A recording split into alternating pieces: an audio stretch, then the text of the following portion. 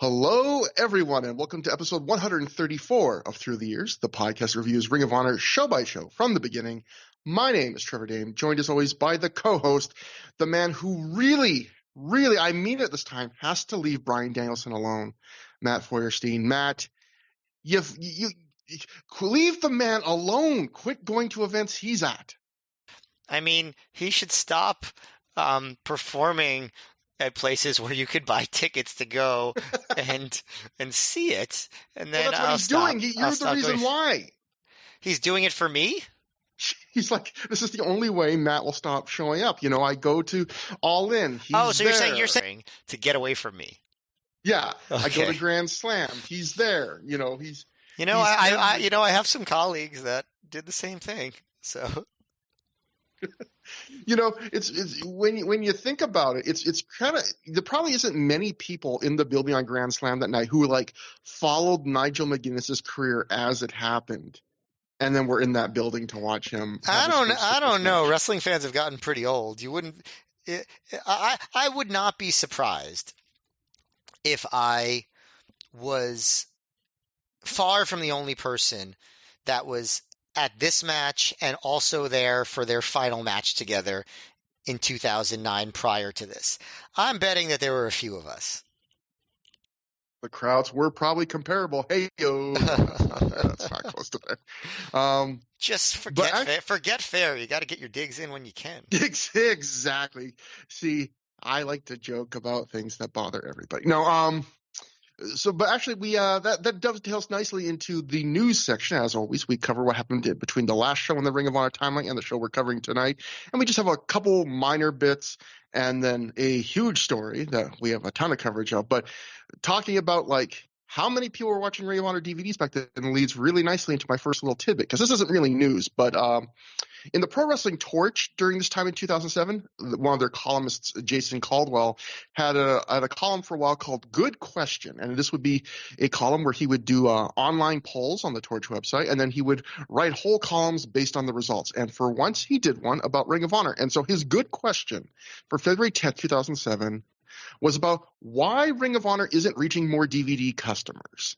And he did a poll on the pwtorch.com, said they got nearly 400 votes. There were 14 options. He only lists 8 options here. So I assume either the other options did not get any votes at all, or he kind of folded some of the options together in the results. But these are the 8 options, and I'll give the percentages for each one. I just thought this was a little bit interesting, and that's what the show is about. A little bit interesting, just enough to keep – no, we're a pretty good show. Matt, I'm self-deprecating about a lot of things. I refuse to be self-deprecating about this show. But I'll do it for you. No, best thing I do. How dare you, Matt? Don't you dare. Not allowed. But I don't know. I don't know. You got 20-something thousand Twitter followers. I don't think 20,000 people listen to this. So 21,000, and we get very nice letters. We got a couple very nice emails before the previous episode. I shared them with you, and I get the opposite of pretty nice messages from the Twitter. So I'll just say that everyone loves your Twitter, Trevor. Matt, in the history of Through the Years, we've gotten, I think, maybe 1.5 mildly negative comments ever about the show. And is it as popular as a dumb Twitter? No. But is the ratio of likes to dislikes far exceeds the Trevor Dame experience. So I feel like that's a self-selection problem, and that's why we don't. Anyway, you know what? Well, be proud of the show. Good for you, Trevor. I'm happy for you. Now I feel I have to build your confidence up with the show. Come on. So anyway, so these are results. So he gave 8 choices here. The first choice was, never ordered an ROH DVD. Matt, of the nearly 400 people on the Torch site, you think a pretty hardcore fan base, how many people said they never have bought an ROH DVD in their life in 2007? Like number of people or percentage? Percentage. I'm going to say 60%. Oh, actually, you were high, 41%. Okay, so that's more people than I thought were ordering ROH DVDs from the Torch readership. Next, they go to, ordered a few, wasn't impressed, 7%. Next was, so, I order when I like a match or special appearance, 10%. Occasionally, I order when there's a very strong review, 21%. Frequently, I order most DVDs unless there's a bad review, 8%. Loyal, I only miss a show when money's tight and I'm on a budget, 6%. Near completionist, I miss a few shows only if there's a better WWE/TNA pay-per-view, 0%. And then completionist, I order every ROH DVD, 6%. So I feel like that second to last category just wasn't necessary, which I was thinking even when you read it, even before I got the 0%, it's like it's a little bit too particular. You just could have gone right to completionist. So it's interesting because I guess you could say it's then like 50-50, or actually I would sort these into three groups because you do the I've never ordered or I've ordered a few and wasn't impressed. You just rule those people. These people have never tried ROH or they didn't like it. That's nearly half the audience. That's 48% between those two groups. And if you go from so-so to occasionally to then that's 31% between those two groups. And then if you add up frequently, loyal, and completionist, you get 24%. So basically it's like three groups. Like nearly half the people, I don't watch Ring of Honor. A quarter's like, I'll watch it occasionally if there's a really big show. And then half's like, I'm a fairly frequent, I'm into this audience. So I thought that was just, again, is that how accurate is that based on a random online poll of the Torch? I don't know, but I thought that was like an interesting little snapshot of the times that we don't have many of those when we look back of like, just how were they doing? Who was interested in this? What were the buying habits? So, but when you first read the question about like, how could ROH reach more DVD viewers? I was sort of like, it's kind of hard to analyze this because there was no way of knowing actually how many DVDs they were selling ever. That number, we've talked about it. Those numbers were never public at all. So I feel like it's hard to analyze metrics when you don't have any other than just like this informal poll of a very specific audience. Yeah. At most, you would get very anecdotal, like occasionally, like someone might say, "Oh, like Joe versus Kobashi was the best-selling DVD they've had," you know. But there were zero numbers tied to that. Yeah, they would never tell you what that meant, or anything. You know, the most you had was the ticket sales. But that brings us to a couple other tidbits that tie together. They're just minor things, but we'll go to the Wrestling Observer's Noah section from an issue around this time. Dave wrote, Ryu Nakata had a meeting with AAA this past week about talent trading. It appears they're looking at using more ROH and AAA wrestlers this year and maybe doing a big summer tour with AAA guys. This stems from a 70s tradition where All Japan liked to book Mil Mascaras in the summer because school was out and he drew so many kids. And then Dave adds at the end, it made sense then.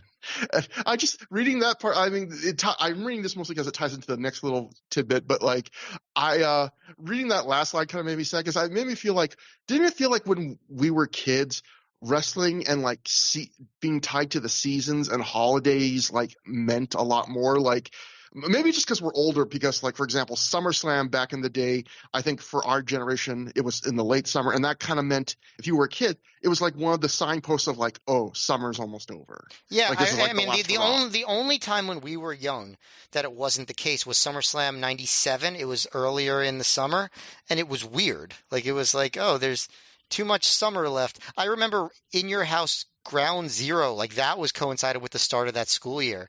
And it was like, everything it's just surreal. It turned upside down. But yeah, I mean, first of all, they did a better job of theming their shows. Obviously, when we were really young, Survivor Series was Thanksgiving or Thanksgiving Eve. I think, the Starrcade was already kind of moved to December by the time we were kind of watching wrestling. Or even before our time, like World Class Championship Wrestling, like the Christmas show, like the idea of like Christmas was a huge night for them. And when I first read that when I was young, I was like, how could that be? But then the logic that was explained to me was like, well, it's Christmas evening, and the idea is you spent all morning during the day with your family. Maybe you want to get out of the house by Christmas night, you know? And those shows makes apparently sense. did well. Yeah, I always liked the vibes of Halloween Havoc back then. You know, even though it was never actually on Halloween, it definitely it was exciting to be part of the season. I think when you're not a kid, just the holiday seasons, and especially if you don't have kids, the holiday seasons just don't feel as relevant to your life the way they did when you either were a kid or if you are a parent. So I think that probably explains some of it with us. But I will say there was something to the idea of like the summer wrestling season when we were kids, all the way Yeah. through the Monday Night Wars. There are things that I remember about the vibes of the summer of '96 when the NWO started and WCW had all those Nitro episodes from the Disney MGM studios. The summer of '97, I'll always think about with the Canada episodes of Raw and the USA Canada feud, and then the summer of '98, the Highway to Hell with Steve Austin and the Goldberg winning the belt at the Georgia Dome. There was something, and some of the ECW Heatwave shows too. There was something to the summer which I don't really feel at all anymore. Yeah. And it doesn't seem like wrestling doesn't feel quite as seasonal as it did. And I don't even know if it was totally intentional back then, but it happened to be that way. Wrestling needs more seasonal themed pay-per-views where the announcers have to dress up in ridiculous costumes that are themed to that. So like more Halloween Havocs where Shivani has to dress up like Dracula. It's crazy that AEW, I know they kind of did a tribute to that old like Halloween Havoc 93 intro, but it's crazy that we have not had Tony Schiavone in a Dracula outfit on an episode of Dynamite yet. Or even like the Bash at the Beaches, the early ones, it would be like Shivani and Ventura would be like dressed up like they were going to go to the beach. Like they really were like WCW. I think the reason they went out of business was they didn't have a winter themed pay-per-view because they had Bash at the Beach for the summer or Beach Blast when it originally titled. They had Fall Brawl and Halloween. That's 2 for the fall. They never did what WWF did. And Spring Stampede. Yeah, they never did what WWF did in in Survivor Series 92, where after Bret Hart beat Shawn Michaels, Santa Claus came out and celebrated with him. They didn't do that, and they could have, and any company still could. It could happen. I do think unironically that I really miss how much WCW had themed sets to their pay-per-views. Mm-hmm. Spring Stampede was always a great one with all the bales of hay and stuff. But they all did. They all had the beach themes or the Halloween or the headstones or the gravestones. Yeah, with the inside jokes on them. Yeah. It's there's no reason that these super rich companies couldn't do stuff like that now. Yeah. It would make it more fun because one thing that I have a lot of nostalgia for, even though I didn't have an N64, I had friends that had it. And when WCW versus NWO Revenge came out, one of the fun parts of that game was they had all the pay-per-view sets, and it made you could choose which set you wrestled in, and it just made it a lot more fun. And now it's like, oh, I'm gonna wrestle in the Full Gear set, or I'll wrestle at I don't even know what WWE pay-per-views are called now. I guess there's the Bash in Berlin set. I don't know. The Bad Blood. It's the hottest ticket in town, Matt. That's true. Coming soon. That's true. But AEW tempted us it's another thing they promised and didn't deliver on. One of the first pay-per-views, Double or Nothing, they had the giant stack of casino chips. I remember how stupidly excited people like me were oh my God, they're going to bring back the attempt to do themed sets. It's weird that they just abandoned that so quickly because it's not like they can't afford it. Wrestle Dream. They should have had a giant bed they could wrestle in up by the stage with you hit each other with the spiked pillows and stuff. Excalibur and Taz are wearing those sleeping caps, those comical droopy tail sleeping caps, and there's pillows near them. I think I've told Twitter about my Wrestle Dreams, where Brock Lesnar's surprise WrestleMania opponent was Tyler Perry, stuff like that. Well, I hope people enjoyed this episode of Through the Years because we've gone to the forest and we've gone lost. But no, I was going to say, before we went into that long tangent on seasonal wrestling pay-per-views, PW torched that another story, and this kind of ties into why I brought the other Noah thing, was Torch wrote, Chris Hero will be touring with the Noah promotion in Japan in late February and early March. And in fact, I will note that he started his Noah tour February 17th, the day after the Ring of Honor show we're covering tonight. And Rocky Romero was also on that tour. So if you hear us recap the show and you wonder, hey, why are Chris Hero and Rocky Romero right after he came back, missing from these big shows? They were on a tour of Noah, and this was the year, I think I've said before, where like the Noah Ring of Honor relationship, I think, was at its peak. You know, it was just lots of Ring of Honor guys going there. We already talked about on a recent show how, you know, the Briscoes just had their first tour of Noah at the start of 2007, and they won the junior tag titles and lost them on their very first tour in. You know, we're going to see Misawa come in for Ring of Honor. Morishima's going to do big things in Ring of Honor. When Bryan Danielson returns from a shoulder injury, I think he's going to be going to Noah first before he goes back to Ring of Honor. So this was the solid days of this relationship. They were really into each other in 2007. And that brings us to the big story that goes into that really this show is all about. And I got a lot of coverage of this. And because, of course, the biggest story that between the last Ring of Honor show and the one we're covering tonight was that Samoa Joe announced that he was leaving Ring of Honor. And we'll start off with, I wrote a recap of the segment they announced on, because this was announced on a video wire, ROH video wire. So I'll just read this off. The January 31st Ring of Honor video wire, it starts with Samoa Joe backstage somewhere, and Gabe Sapolsky is behind the camera counting down to the start of the promo. But when he finishes the countdown, Joe is emotional. He isn't ready, so they cut away. We then go through a few minutes of other things in the video wire that don't need recapping, and we come back to Joe. Now Joe's ready. Joe says he wants to start this off by thanking the Ring of Honor fans and loyalists, all those who have made this company grow and will continue to make it something bigger and better in the days to come. Joe says it's come to light that his tenure in Ring of Honor will soon be coming to an end. A great deal of his heart, his soul, and who he is as a wrestler and person is linked to this promotion and what he did in it. He started in Southern California. That's where he honed his skills, but Ring of Honor is where he got to display them. ROH was a place where he got to be Joe, and that's all he had to be. Just Joe, Matt. He just had to be just Joe. But ROH was a place. that Joey is a legend in ROH. What a hot body on that Joe. ROH was a that was Johnny Hot Body. God damn it. I got my reference right. Yes. See, this is why you should have confidence. ROH was a place where Joe got to be Joe, and that's all he had to be. Joe says for the past nearly 4 years, he's called this place home and proudly carried its banner. But then Joe announces that the Samoa Joe Farewell Tour will begin on February 16th and end in Liverpool, England, where he'll have his final match as a regular part of the Ring of Honor active roster. Joe says he's made a lot of promises, but he promises us this.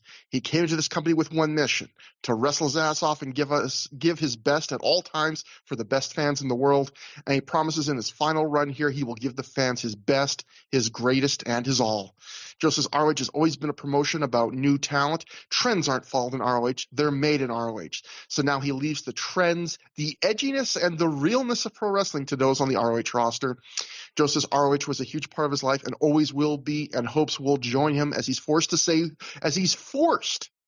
farewell to the company that he loves. Joe then ends by doing his usual I am Samoa Joe, I am pro wrestling catchphrase, except he changes it this time to I am Samoa Joe, I love pro wrestling. And yeah, this was a big thing that got a lot of coverage at the time. And I think it's interesting. There's a little bit of this in I think in the coverage I've got coming up, but also we've touched on this before with stuff like when Joe did the infamous I tripped over some bad booking line when he was cutting a promo in Ring of Honor late last year. It's talking about like alluding TNA, but then he denied it, but TNA got mad. Like Joe, like it's interesting that Joe is doing just enough where someone could get mad at him, because saying like I'm being forced out of Ring of Honor, and to say, I'm going to still wrestle for the best fans in the world, and this is where the realness and edginess of wrestling, like TNA, I think was always, not everyone in the company, but always some people were jealous and angry that some of the Ring of Honor wrestlers that also worked for them kind of gave Ring of Honor the rub more than TNA and kind of put them more on a pedestal. And you can see little things like that in that Joe promo, right? Like it's just little things where you don't feel like he would give that same promo if he had to leave TNA at this point.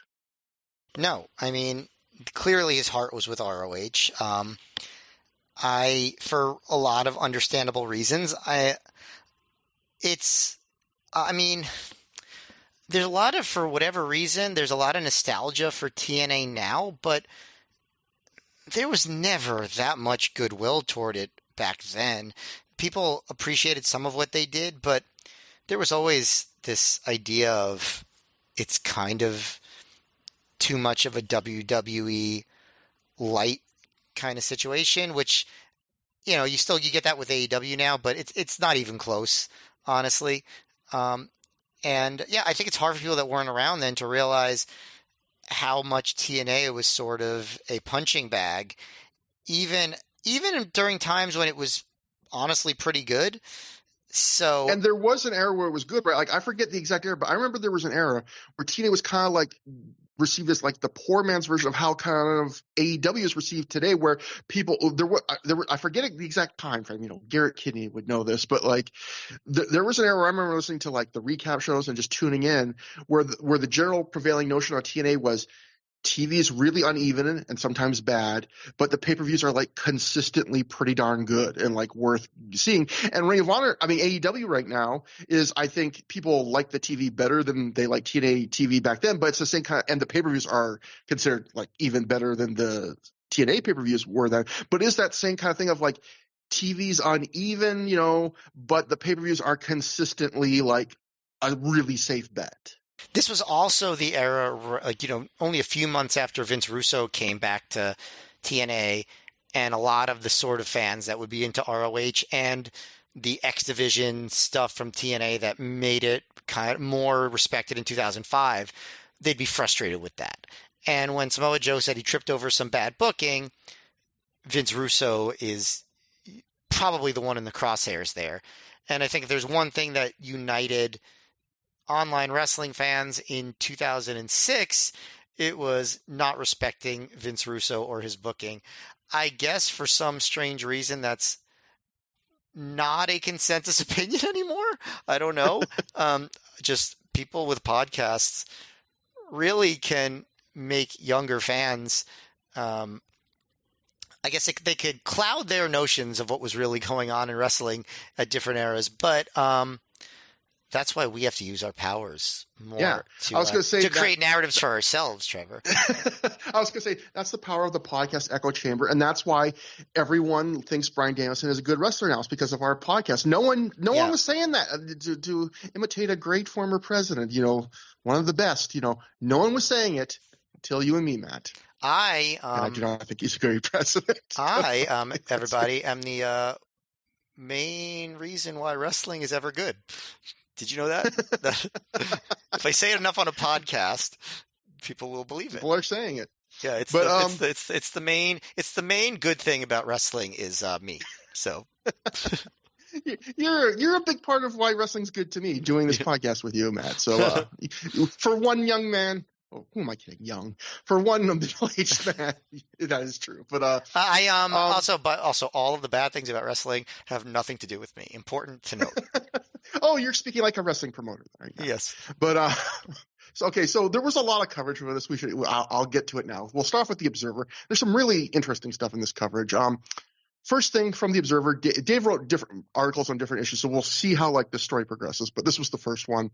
Dave wrote, Samoa Joe will be finishing up with Ring of Honor on March 4th in Liverpool, England. TNA made the call several weeks ago, and Ring of Honor was going to make it public later this week. There was talk of keeping it quiet until the end, but the idea was to use the 5th anniversary tour as the Joe farewell tour. It is possible they may be able to use Joe for an occasional date here and there in the future. Doesn't really happen, does it? It happens one time, late 2008. Yeah. The Tyler Black match, and that's it. Yeah. Yeah. TNA is going to make Joe the NWA champion fairly soon, and didn't want him doing programs in ROH or any angles they weren't in control of, and possibly didn't want people to consider him an ROH wrestler any longer. And when we're talking about things that didn't happen, Matt, I just double-checked to make sure.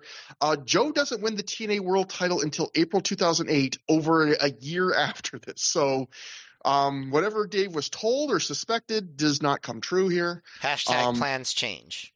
Yeah, exactly. So Dave would continue, losing Joe is a real blow to Ring of Honor, particularly with Bryan Danielson not being back until May. TNA is still going to allow Ring of Honor to use Christopher Daniels, Homicide, and Austin Aries, although the reliance on all three would understandably be expected to be lessened as time goes by. So that was the first reporting. I will point out, point out, because we're going to get to this in a second, Dave's reporting on this is TNA told Ring of Honor, you need to take this guy out. Like, we're pulling him from the company. But other people will disagree, and we'll see in a minute. But we'll go to the next story of the Observer. This came in, I think, the following week or two's issue. Dave wrote, the Ring of Honor officially announced the Samoa Joe farewell tour this past week. Besides February 16th against Takeshi Morishima in New York, the other matches are February 17th in Philadelphia against Davey Richards, February 23rd in Dayton against Jimmy Rave, February 24th in Chicago teaming with Homicide against Morishima and Nigel McGuinness, March 3rd in Liverpool, England against Nigel McGuinness, and a final match on March 4th in Liverpool. Nobody has directly told me this, but Joe's departure is 1 week before TNA's Destination X pay-per-view, so perhaps Joe will challenge Christian for the title and win it on that show. And again, I will note, Dave was right about this. Joe does challenge Christian for the title on that pay-per-view, but he does not win it. When Joe lost the Iron Man match against Kurt Angle in TNA, the story behind it was that Joe was going to lose the Iron Man match, but get the NWA title before Kurt Angle, leading to Angle then challenging Joe for the title. TNA is trying to do a policy where they book their talent to independence. TNA is trying to do a policy where when they book their talent to independence, they would like, and this would be impossible to get anywhere close to 100% because many indies only have the budget to book one star, TNA talent to wrestle the talents. To wrestle other TNA talent. So whomever wins or loses is in their control. Basically, TNA doesn't want its talent that airs on national television losing to local indie guys or being in storylines in other companies that contradict what they are doing with the talent. WWE had a similar policy in that when they allowed their talent to work indies, they didn't want them losing. There will always be exceptions based on working relationships and such. TNA pretty much made the decision to pull Joe, but Dave wrote, is liking to be phasing down. And I normally edit out the typos, but I wrote that one because it could either be likely or looking to be phasing down. Those mean different things. So I'll just read Dave wrote, Gabe Sapolsky is liking to be phasing down and at some point even out some of the few TNA contracted players left, Christopher Daniels, Austin Aries, and Homicide. TNA doesn't feel ROH should be building around their contracted talent in regular storyline fashion. Joe, AJ Styles, or anyone aside from Sting and Kurt Angle and a few others would be available for one-shot bookings. TNA actually told ROH late last year that they weren't going to let Joe be a regular, giving ROH plenty of time to handle it as they see fit in storyline fashion. It is doubtful Homicide, Christopher Daniels, and Austin Aries would be regulars by the end of the year, although TNA has not pulled any of them like they just did with Joe. I think it's just the understanding that Ring of Honor can't build around TNA guys because they can be pulled, and to try and push non-contract guys in the top positions. So yeah, that was phase two. And so yeah, that's where I was kind of talking about last year, where I recall the story of saying that basically TNA had told ROH like late in 2006, like, we're going to want Joe out in 4 months. And now that brings us to one more Observer story. And this is where there's an interesting bit here I thought was, so Dave wrote in the Observer on this issue, regarding the decision to pull Samoa Joe, TNA made the decision in early December and gave Sapolsky 4 months to finish him up. We don't have a date, and I don't think it will be made as big a deal, but Christopher Daniels will also be finishing up soon. Daniels finishing up was at least partially a price issue, which was the ultimate issue with why AJ Styles is no longer being used by Ring of Honor. Because of their long-standing arrangement, Daniels and Joe were both working for Ring of Honor at lower price levels than TNA charges to book them out on dates. There was also people in TNA management running the company that didn't like that Joe wasn't always in the ROH main events, thinking it made him less than a superstar since TNA is trying to push him at that level, not really understanding the ROH policy of rotating talent to create fresh matchups, and also weren't happy that Joe was occasionally losing matches in ROH. I don't believe there are any dates set for Homicide or Austin Aries finishing. Homicide's biggest run appears over, while Aries was just put in a new feud, but was made a three-way feud in case TNA pulls Aries. They can still do Roderick Strong's group versus Jack Evans' group as a feud. So I thought that was interesting, like the financial consideration, because yeah, if I remember correctly, this was a period where TNA was starting to book out their talent to indies themselves and like raising the price and taking a cut of it. And so yeah, I mean, if that's the case where TNA's thinking, we can make more money booking these guys somewhere else because these guys have like these grandfathered agreements with you for a certain price and they're fond of you. Like that's a whole other factor you don't think about, right? Yeah, and there's going to be a lot of ups and downs with this TNA ROH roster story over the next few months of 2007. And I think Homicide doesn't finish up until like May officially, or maybe April, and then he kind of does a farewell interview in May. And I don't even remember when Daniels ends. Like that's how kind of inconspicuous his departure was. And with Aries, I know there's a whole thing where he leaves and then he comes back. So it gets kind of interesting, but yeah, I think probably for us, we'll save our talk of Samoa Joe's legacy in ROH for when we get to the end of his run. But I do think we could probably talk about what it means for ROH at this point for him to be leaving. And I don't remember exactly how I felt in 2007 about it, but I can tell you now it probably in some ways is it kind of forces ROH hands in a positive way to freshen up a bit. ROH is a company that always relied on top tier matches. And Joe, while I'm sure he was a live draw, when was the last time he had a top tier ROH match that was going to sell DVDs? Maybe. I mean, the one he does on this show is probably the first one in a while. Like, right. Or what were you going to say? I was going to say prior to this, probably the first Joe versus Danielson title match of this particular feud in August, the hour-long match. Whatever you think of that match, that was a buzzy match. After that, I wouldn't say a single Samoa Joe match would. I mean, I guess maybe you could also argue the tag match with Homicide, where Mark Briscoe jumped off the big truck into the Shooting Star Press, and that's really it. He really wasn't delivering those kinds of matches for ROH anymore, and it's like it almost did become a bit of a nostalgia act at that point. And, I love Joe, and he was, we'll talk about it again in a few episodes, what an amazing run he had in ROH, how important he was, how incredible he was. But at this particular moment in time, it doesn't feel to me like a huge loss that's going to remove something essential to what makes ROH worth watching as of early 2007. Yeah, to me it felt like simultaneously like a big loss, and like as someone who was a big ROH fan at the time that was always concerned about the health of the company. Anytime a big star was gone, I was like, oh, even though they had replaced stars in the past, I'd always be a little bit nervous. But it was at the same time, I do agree with. I also felt a lot of what you said, and it was like a two-pronged thing too. Of one, it did really feel like he had done so much. Like Gabe Sapolsky, the Booker of Ring of Honor. Occasionally I remind people who Gabe is because I'm like, you never know who's new listening, but who am I kidding? But sometimes we do have some, like, believe it or not, Matt, some like 20-year-olds who listen to the show. But 20-year-olds love Gabe Sapolsky. And they know everything about him. The 20-year-olds know everything about. They know everything about him. Yeah, you'd be surprised how much 20-year-olds know about Gabe Sapolsky. Jesus, more than we know. They know more than we know about him. What I was going to say is, Gabe has said in the past, that he never saw Ring of Honor. Like, Ring of Honor wasn't built as a company where guys would stick around for like 4 years. Like, it was meant to be you have like a couple years and then you're getting signed up.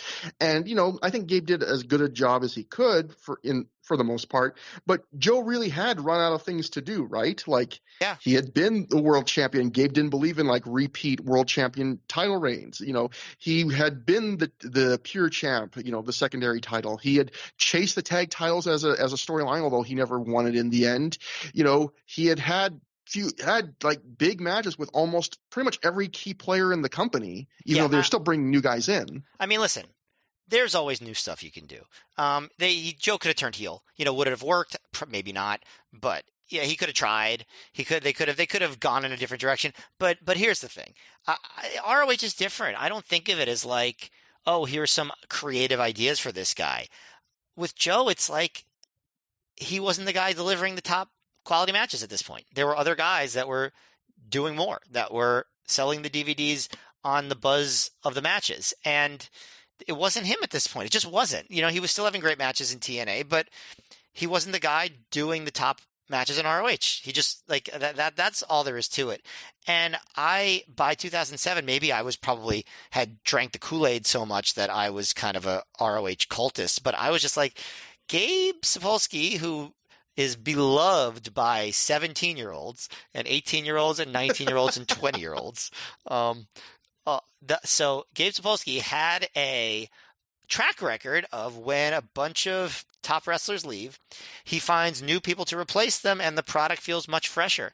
It was a blessing in disguise when Christopher Daniels and AJ Styles had to suddenly depart ROH in 2004, and I think there was a great chance for it to be a blessing in disguise when Samoa Joe leaves in 2007, and I thought that at the time.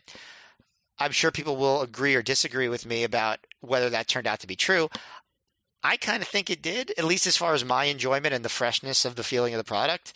But that's sort of how I felt. I don't think it was about that Joe had run his course. I think it was about he wasn't the top. He wasn't the peak version of Samoa Joe at this point in ROH. At least not most of the time. Occasionally that Joe would appear sometimes. I think that Joe did appear on the show we're about to review, but show in and show out, it wasn't the case. Yeah, like you would, in 2004 during the title run, you were getting A plus level Joe most nights, almost every night, and now you're getting a lot of B and B plus Joe. And like on a night like the show we're going to cover tonight, occasionally when the moment demanded it, he would bring up A level Joe. And I've talked about before, I don't necessarily blame him for this stage of his career doing that. No. I'm really not criticizing him. Yeah. I'm just trying to make a cold-hearted analysis of what was really going on at that point. Yeah, exactly. And I would say the other factor before we get into remaining bits of the coverage here, I would say that is one half, what you just explained really well, I think. And I think the other thing that made it a little bit easier to take was that what I was just reading, which was TNA was placing more and more restrictions on how Ring of Honor could book their like top level names, particularly Joe, and it became a point where it was almost like you're putting them too much in a box where it's kind of limiting what you can do. Like I remember, in a way you could argue this is Ring of Honor kind of getting a little bit of their just desserts, because smaller indies over the years would complain that Ring of Honor would be too limiting with having their world champion not instructing them like, don't lose on the other indies while you're champ, and if you do have to do something, do like a fuck finish or a draw or something like that. And we've talked about it. There was I think most famously there was that one story of I think James Gibson gets booked for a Jersey All Pro show before he becomes champion. Then after he becomes champion, he tells him like, I can't do a job here, and so he ends up being off the show, and it becomes like this public kerfluffle. And now it's kind of happening to him. The bigger promotion is saying to Ring of Honor, like, we have a lot of restrictions. We want these guys portrayed a certain way. But when you look at all the things Dave just listed, the idea of why isn't Joe in the main events? But we also don't want them involved in storylines. But also why is he losing ever? It's just like, so basically you want him not to be in storylines, on the top of the card always, and winning always. Like, that is extremely restrictive, Yeah. Like it was going to be destined for fail. And I just remember sometimes I would be a little like, I was happy for Ring of Honor. I realized it did make the title seem bigger. But I remember in like 2004, 2005, sometimes when I would watch like other indies, I would be like, or just when I'd be looking at the results and anticipating, oh, maybe if the show's really good, I'll get the DVD.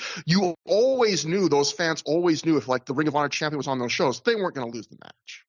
And, Joe is now going to be in that position, right? Where we're going to see, we'll talk about a little later. We'll see with this tour how restrictive that becomes.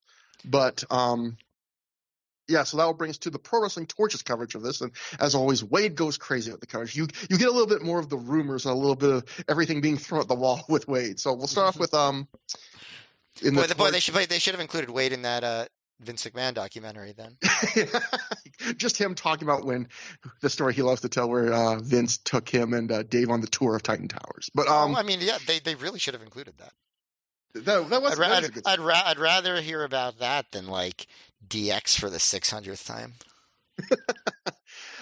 So first off in the Torch, they wrote, one longtime ROH wrestler tells PW Torch the announcement of Joe's departure from ROH came as a surprise to him. Quote, I didn't even know Joe was going to be leaving for sure. If he does, it'll be a great loss. So just a little anonymous source. And then that brings us to PW Torch's more full coverage.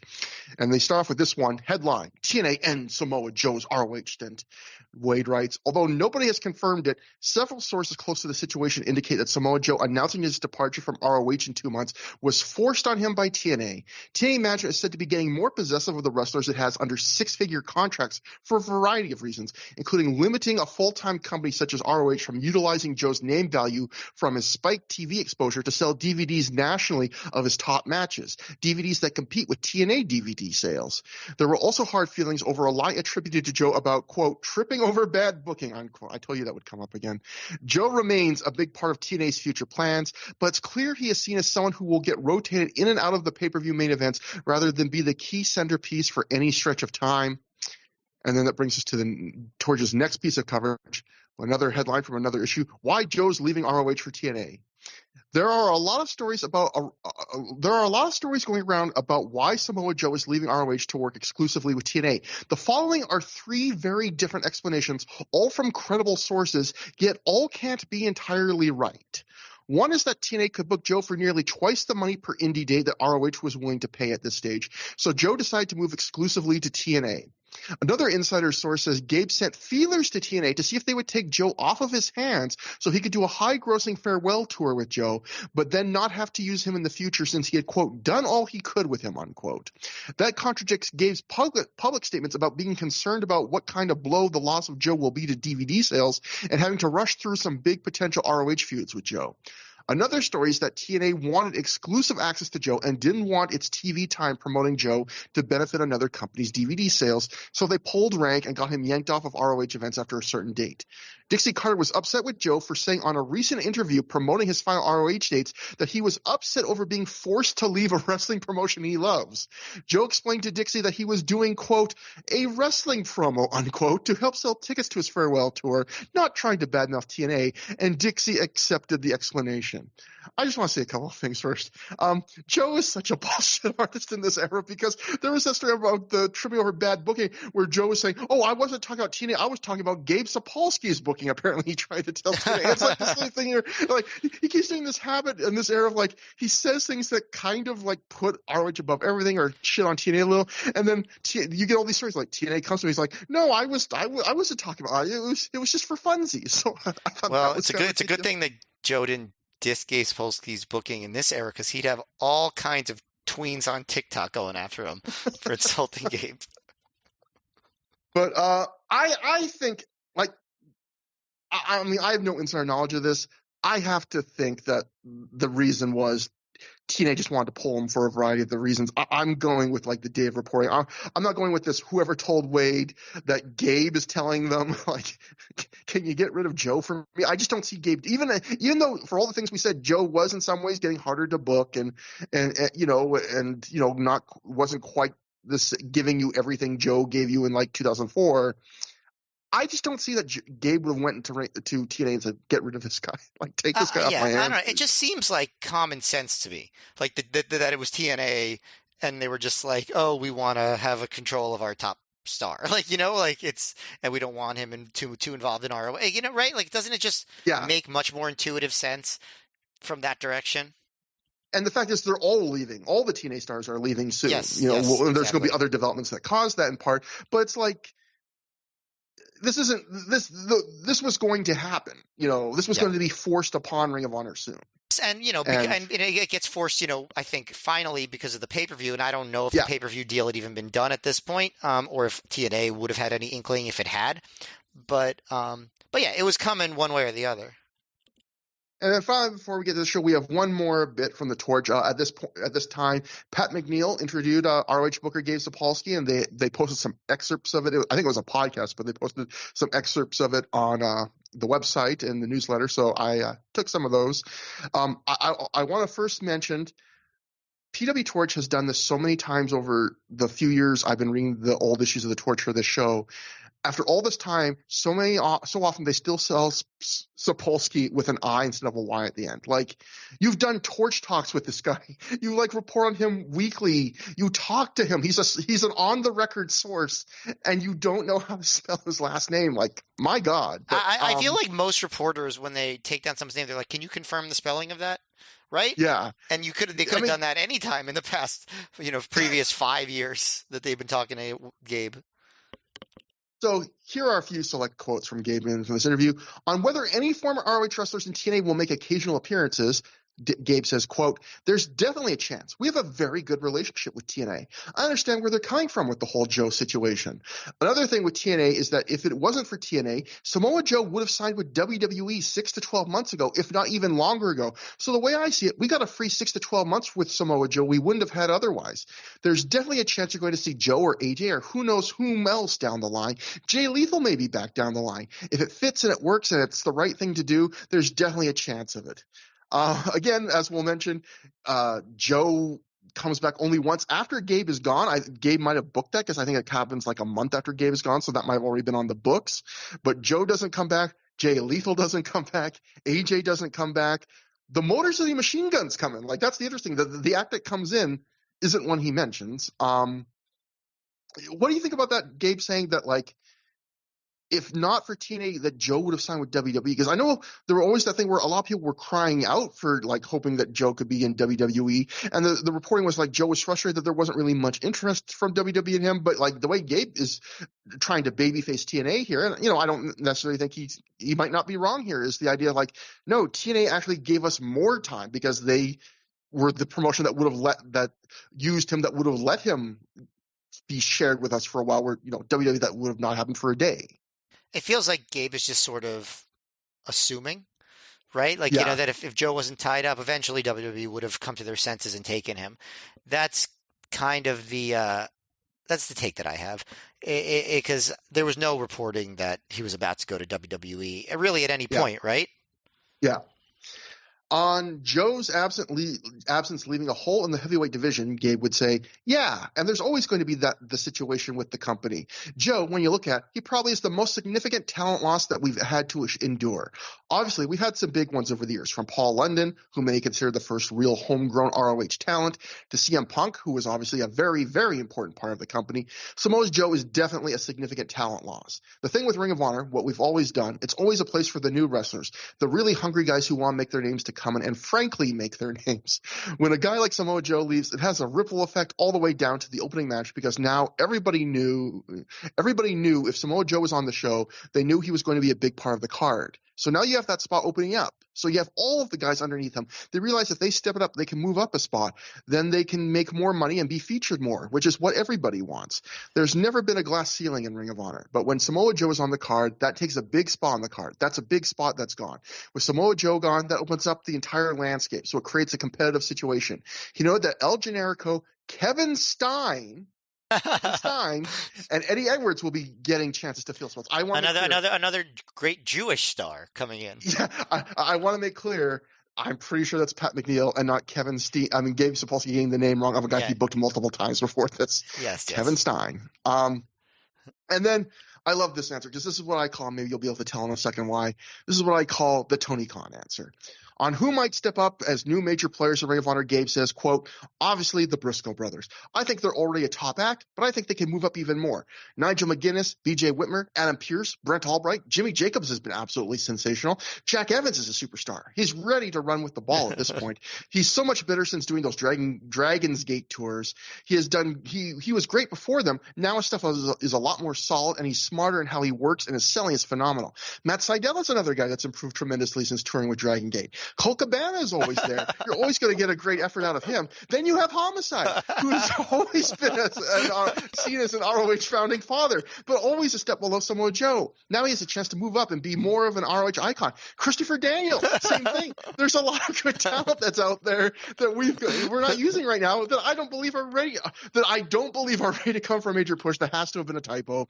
Look at Matt Sydal and Delirious. They came in 2.5 years ago, and they were on some shows that they could drive to, and they totally climbed the card, and now they're both players for us. Delirious is another guy who really gets a star reaction when he comes through the curtain. It opens a spot for those guys. That's really what I enjoy as far as booking goes. He was just looking at his booking sheet and be like, who's everybody who's on this next card? Because I'm just going to name all of them. And yeah, and it's very funny. Oh, yeah, you know who might have a great push coming up is Homicide. Christopher Gang. So Gabe ends by going, Oh, sorry. No, these great new stars that definitely aren't already title holders. So Gabe ends by saying, it's easy to throw Samoa Joe versus Homicide out there, but I love to have new talent and watching them develop and grow and see them climb the card. When that talent gets over, it's a great feeling. So, yeah, so I call that the Tony Khan answer. Really, Gabe, that should be the Gabe Sapolsky answer, because Gabe pioneered that, which is when someone asks you, like, what are you excited about? What wrestler are you excited about? What show? Is just naming every single thing on the roster, every single thing on the schedule. Like Yeah. that if you ask Tony Khan, like, you know, what's been a great thing about, the show lately, you will get a 8-minute just recap of everything that's happened in the last month. Yeah, So that's very funny. But I will say this. Other than that, I do think most of what Gabe said is true. That yeah, ROH is and should be a place where they're doing the next thing. And the longer they get stuck in a with a pat hand and this, kind of get in this routine of the same wrestlers getting pushed in the same positions for periods of years, that's when they get stale. And I think that was part of the problem in the late 2006 also. I think they needed to clear some space at the top of their cards. And I think what he said is absolutely true. Like it is promoter bullshit, but it's also totally true. yeah. And that brings us finally to the fifth year our show today. The fifth year festival, New York City, took place February 16th, 2007 at the Manhattan Center in New York City, New York, in front of a reported sellout crowd of 1,300 fans. This was the first show on what they called the fifth year festival. And for those who weren't around at the time, what the fifth year festival was basically ROH's attempt to recreate what I assume was the success of the Milestone series last year, which was a series of shows the year before, with this idea that we're kind of branding them under this one overarching thing. And we're going to try and promote that every one of these shows is going to be like a killer, you got to buy it level show, no B shows. And we're also going to have this branding where there's going to be a bit of a logo, a piece of the logo on the spine of each one of these DVDs to encourage you to buy every single one of these DVDs, so that when you put them on the shelf, they look all nice. You don't want to miss just one of them, because then you'll have a weird gap in the logo. They do the same thing here with the fifth year festival, where it's a series of 6 shows. Every one of them is this year, instead of having unique show names, every single one is just fifth year festival blank name of city, other than the final show, which was the second night in Liverpool, which is fifth year festival finale. It's always nice to have an easy to name show instead of trying to come up with a convoluted name. Yeah, I'm sure that might have been the biggest selling point for creatives. Just like, none of us have to think of an idea for these shows for the next 6. Yeah. But it's interesting where I have to assume these shows did at least somewhat well, because I would think, the selling point for these shows, of course, became that this was the Samoa Joe farewell tour, and that basically, other than New Jersey, which just had the previous show before they announced Joe's farewell, all of ROH's biggest markets get to say farewell to Joe. So, all of these markets knew going in, New York, Philly, Dayton, Chicago. I would say, other than New Jersey, those are the 4 biggest markets ROH has at this point. They all get to say goodbye. So you'd like to think in some ways this should be, and there were some big matches and events on, like, happenings on the show, to quote Gorilla Monsoon. But it is interesting that they never do this gimmick again, right? Like, they do not have like a series of branded shows in 2008. They do it for 2006, they do it for 2007, and then that's it. That's true. Although it is also the case that while they did not do it in 2008, if Gabe had stayed on, maybe they would have done it in 2009. They didn't have a ton of chances to do it after this, just really one that they didn't take. So I'm not going to read too much into that. I thought it was just an interesting thing that clearly them doing it this year is a sign that the Milestone series was super successful. And yeah, I agree. I don't know necessarily that means that this year's thing was a flop DVD sale wise, but it is interesting that they repeated it at the same time, basically exact same gimmick almost. And then 2008, they break that tradition they had just started. But then we'll go to Mike Johnson from PW Insider, who he had a whole bunch of tidbits for the show. We'll just run through them rapid fire. Mike noted that this was the company's 3rd straight sellout of the Manhattan Center. Advance ticket sales for the show were so good that there were only 50 tickets remaining the day of the show to be sold at the door.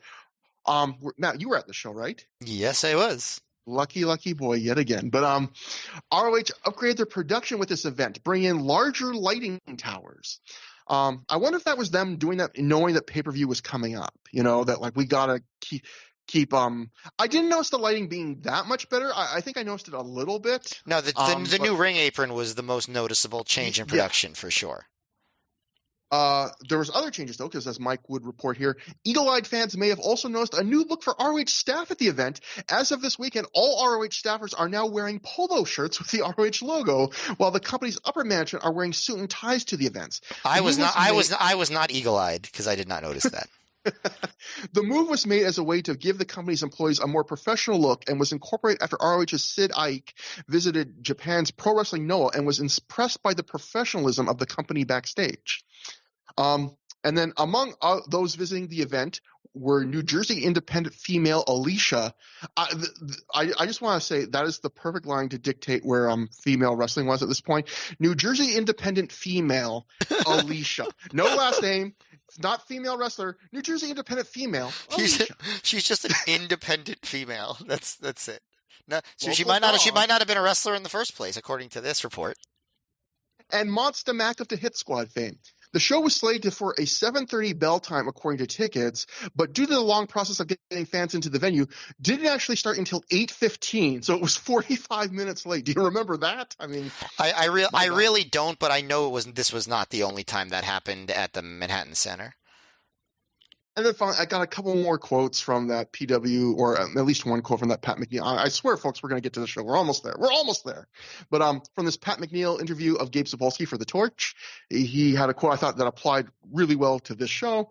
On the next stretch of live events, Gabe says, quote, I really consider the 8 shows coming up through WrestleMania weekend the 8 most important shows in company history as far as the future of the company goes. We're going to have 8 really strong houses. A lot of people are buying tickets to see Samoa Joe's final ROH matches. Definitely a big selling point for a lot of people for these shows. We saw a pickup in ticket sales for that. The bottom line is we have to keep these people coming back once Samoa Joe is gone. So that's the goal of these shows. We'll probably shake things up. There will be a lot of interesting things going on. I'm really excited about where everything is going to go. On Takeshi Morishima versus Samoa Joe, Gabe says, quote, it's such a natural match. Morishima is just a huge guy who can do so much in the ring. He's very agile. It's such a natural matchup to do. With it being Samoa Joe's final shows, instead of taking a few months and build it up or whatever, we're going to throw it out there now and see how it comes out. Hopefully a year down the road or something, we can do a rematch, but we're going to give it to the people right away, right now. You can tell we're basically trying to get in all of the big Samoa Joe singles matches while we have him for this last run here. On Hot Shine to generate interest, Gabe finally adds, quote, I think you need swerves and unexpected things to happen, but you have to have it make sense. I'm a firm believer in that. We don't need to hot shot or do a swerve for the sake of doing a swerve. I don't think that ever helps the promotion or the individuals involved. Is that a shot at tripping over some bad Vince Russo booking right there? I feel like it might actually be. Also, if Gabe had done this promotional interview in the 2020s, he would have said that Morishima and Samoa Joe, you got to see it because it's going to be 2 meaty men slapping meat. That's why wrestling was better back then, Matt. We got to avoid that. And then finally, the last news bit from PW Insider. There was some consideration made to bringing back older names from Ring of Honor's past for special appearances at the 5th Year Festival series, but the call was made to focus on the future of the company, not the past. Speaking of the festival, the plan is for events that take place on one event to have a ripple effect on the events that follow it, which could mean lineup changes as championships change, feuds evolve, etc.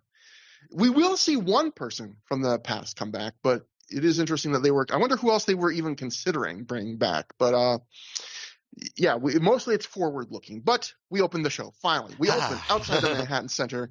Rebecca Bayless, with a giant flower on the side of her head, is standing by the lineup of fans to get into the building. She says she'll be catching up with Homicide later. We again then get the same 5th Year Festival video package of clips from the first 5 years that we've seen a million times. I thought we were done with on the last show. I do want to mention Bayless being outside talking, but she was hyping up the crowd too. And when I heard you say that Monster Mac was there, it made me think, why aren't they on a bus hyping up the crowd instead of being outside? She said it was freezing out there. They could have been on a bus. And that's the best way to commemorate 5 years of Ring of Honor. Why isn't Brian Kendrick on a bus with a bag of Wendy's? That's right. we get the fifth year festival package, hopefully for the last time, even though it's a good video package. We've seen that so many times. Oh, it is going to And be. then- It is definitely not the last time. They're going to do it at the beginning of every one of these DVDs, Trevor. You haven't figured that out yet? Okay. We then join Jimmy Rave backstage. He's dressed up somewhat with a buttoned-up collared shirt, shiny necklace, and jacket. Like, he looks like he's going out on a nice Friday night dinner with his girlfriend, except he's also wearing a beanie, which is just a ridiculous combination. Like, motherfucker looks like Tim Pool going to a friend's wedding or something, and never go Tim Pool. Never go Tim Pool. In an even worse... I think Tim Pool stole his look from Jimmy Rave. That could help his influence case in the Wrestling Observer Hall of Fame. That's true. That's negative influence.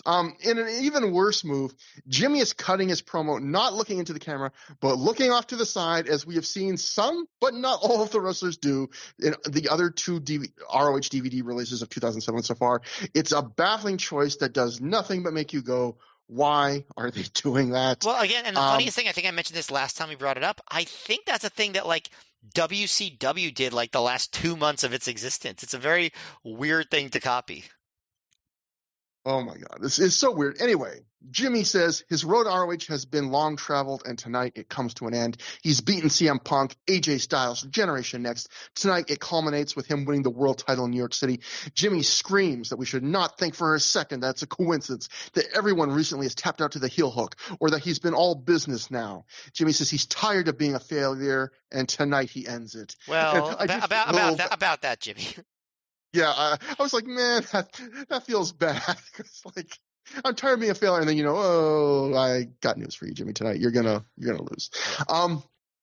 Next, we cut to the ring where Bobby Cruz informs the fans that the fifth year festival starts now, and the opening contest has a 10-minute time limit. That's too short. That's too short of a time limit.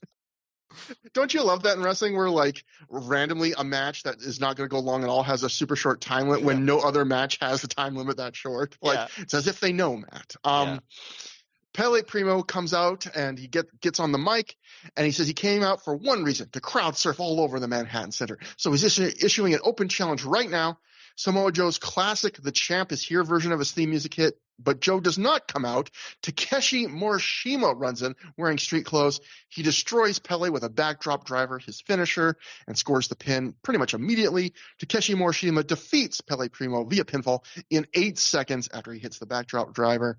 The crowd cheers somewhat, but there are more boos and some fans trying to start a "Joe's gonna kill you" chant. Morishima grabs the mic and he calls Samoa Joe out in Japanese, or at least I think he did. I don't speak Japanese. Joe does not come out, but Nigel McGuinness does, and he tries to calm Morishima down as the crowd chants for Nigel. It appears to work as both leave, and on the way out we can hear Nigel tell Morishima, like, this is not the time or the place. The crowd then and only then starts to chant for Morishima as they leave, and then with Pele still selling in the middle of the ring, out come Adam Pearce and Shane Hagedorn. They get a bunch of boos. Hagedorn taunts and stomps Pele before tossing him out of the ring, and Pearce gets on the mic to address some Repo Man chants from the crowd. But before he can finish even his first sentence, Delirious' music hits. He charges the ring. The match is on. Our opening real contest on this show. Delirious defeats Adam Pearce, scored to the ring by Shane Hagedorn, via pinfall in 8 minutes flat after he hits a headbutt with a loaded mask. Matt, what do you think of this? Is the blow off to the epic in scope, titanic Delirious and Adam Pearce feud. It finally comes to an end here. What'd you think? Well, before I get to this Delirious versus Adam Pearce match. Oh yeah, the opening segment. Yeah, let's. I want to talk briefly about the opening segment. There was a part of me that was like, well, what's the point of building up Pele Primo with these wins back in the fall if you're just going to keep treating him like a jobber? But then I sort of adjusted my point of view on that. I was like, okay, well, the fact that they made him somebody that people care about and people feel a connection to makes it more impactful when he gets squashed by Morishima and then immediately beaten down by Pearce and Hagedorn. So I actually changed my mind, and I think that it actually was worth investing in Pele Primo, even if this is the level they're going to keep him at, as opposed to just being a random jobber, Did you think that was an effective way to introduce Morishima? Did you like the way they opened the show?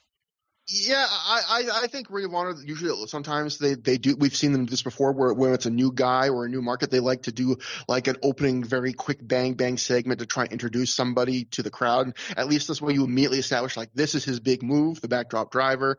I was kind of, it was funny. You took me on a ride because when you're telling the Pele thing, I was like agreeing with you when you were like saying, I wish they didn't put Pele there. I was like, yeah, they could put any other student there. And then when you changed your mind, I was like, yeah, Matt's also right. Like this was good. Because I will say, when you were talking, I started to think, and the one thing you can say is, I think Pele's gimmick, it's not just the underdog, it's like the underdog who's really scrappy and brave and bites off more than he can chew. He's not like a timid like Mikey Whipwreck and ECW style underdog, right? He's like he's the guy who's like he's short, but he acts like he's 7 feet tall. You know, he thinks so the idea of he's so confident he issues an open challenge and then it comes back to immediately bite him in the ass in the most destructive way. That does kind of fit his persona, I would say.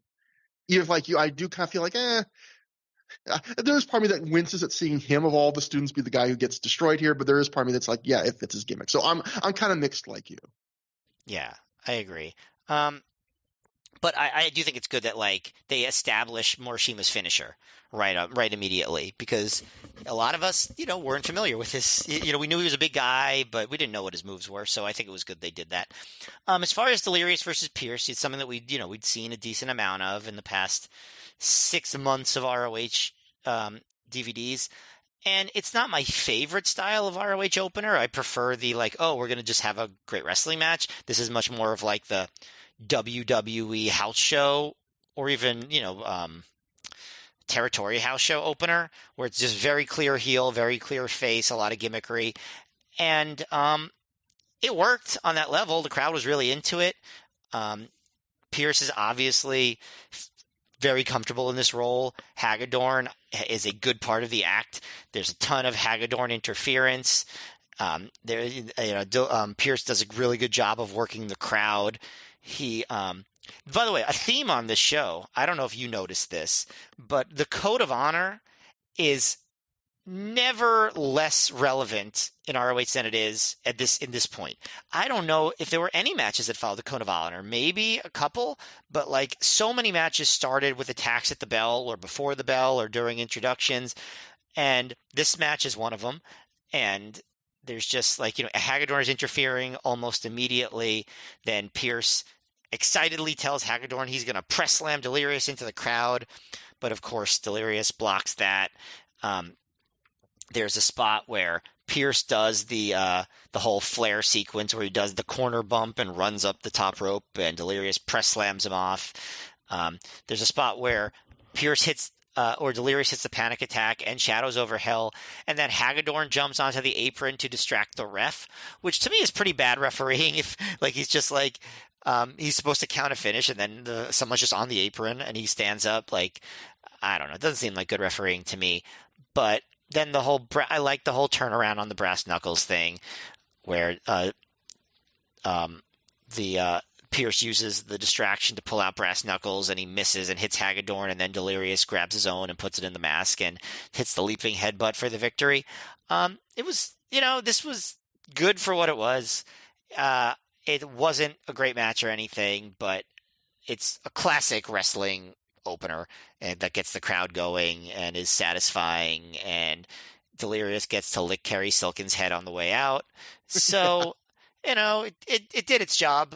I really don't have any real complaints, even if it wasn't something I was super excited watching. Yeah, I agree. It's a second from the bottom ROH undercard match, at least the way they were doing the undercards frequently at this era. You get that hot start with Delirious charging the ring and eventually doing a big dive onto Pierce and Hagedorn on the floor. And then Pierce, slows the match down, gains control, but the match isn't that long, so it's not really slowing the match down for that long. I did really like where Pierce hit Delirious with the choke slam, and Delirious actually like rotated for the bump all the way, so he somehow took a choke slam on his stomach. Like, I thought that was that was actually maybe the highlight of the match, actually, that I forgot to mention. That was a killer choke slam. Yeah, it just looked great. You don't see too often that someone take a choke slam and then bump for it on their stomach. But just if you watch the show, like, you'll see how it works. It's really cool, actually. Yeah, and like you said, Pierce does the Ric Flair tribute spot. I thought this match was slightly above average, and like you, I think the thing that satisfied me the most was that just the fact that it is a solid path to, it's a minor undercard feud, but the whole thing has been about Pierce and Hagedorn using brass knucks, and so the idea that Pierce goes for them here while Hagedorn has the ref distracted. And like you said, this time Pierce, it finally in the way it should at the end of a feud, the heels get their just desserts. While Pierce accidentally hits Hagedorn with the brass knucks, and then Delirious has his own brass knucks and loads his mask with it. Like, that's the exact way this feud should have ended for a feud that's been all about the knucks. So, like, to me that was like, even that was more like, the match was perfectly fine, but that was more satisfying than the match itself. Like, just, this is a decent little payoff where everything goes full circle. I will tell you, Matt, we might agree or get into a fight here, because the big thing I noticed during this match, and the story we got to talk about, this is the time I've choose to talk about, is the biggest thing that happened on the show was Ring of Honor. You mentioned it earlier, debuted a new ring canvas on this show, and I fucking hate it. It's mostly eye-searing. For those who have not seen, it is mostly eye-searing red with a black circle in the middle that has Ring of Honor handwritten in red, and then 4 smaller Ring of Honor logos right outside the circle. I like the idea. It's the 5th anniversary. We should change things up. We're changing up the cameras. We're having the staff wear polo shirts. We're changing the ring canvas. Great. I hate it. It's such an eyesore to me. I don't like blood won't show on, which to me, canvases should be white or gray, or at least a light color. I hate looking at the fucking red canvas, Matt. I hate it. Well, their ROH's original canvas was red, wasn't it? That first year? Maybe. Was it always in the first year, or was it? Oh, now I don't even remember. I just hate the goddamn red canvas. I think it was. I'm pretty sure that for the first year, ROH's canvas was red, but I can look it up to be super sure. Yes, it was definitely red. The very first canvas on ROH was red. I don't really feel strongly about it, but it does seem possible that a lot of people agreed with you, because this canvas did not stick for that long. I feel like definitely by the summer, maybe even sooner, they were back to the 2006 canvas.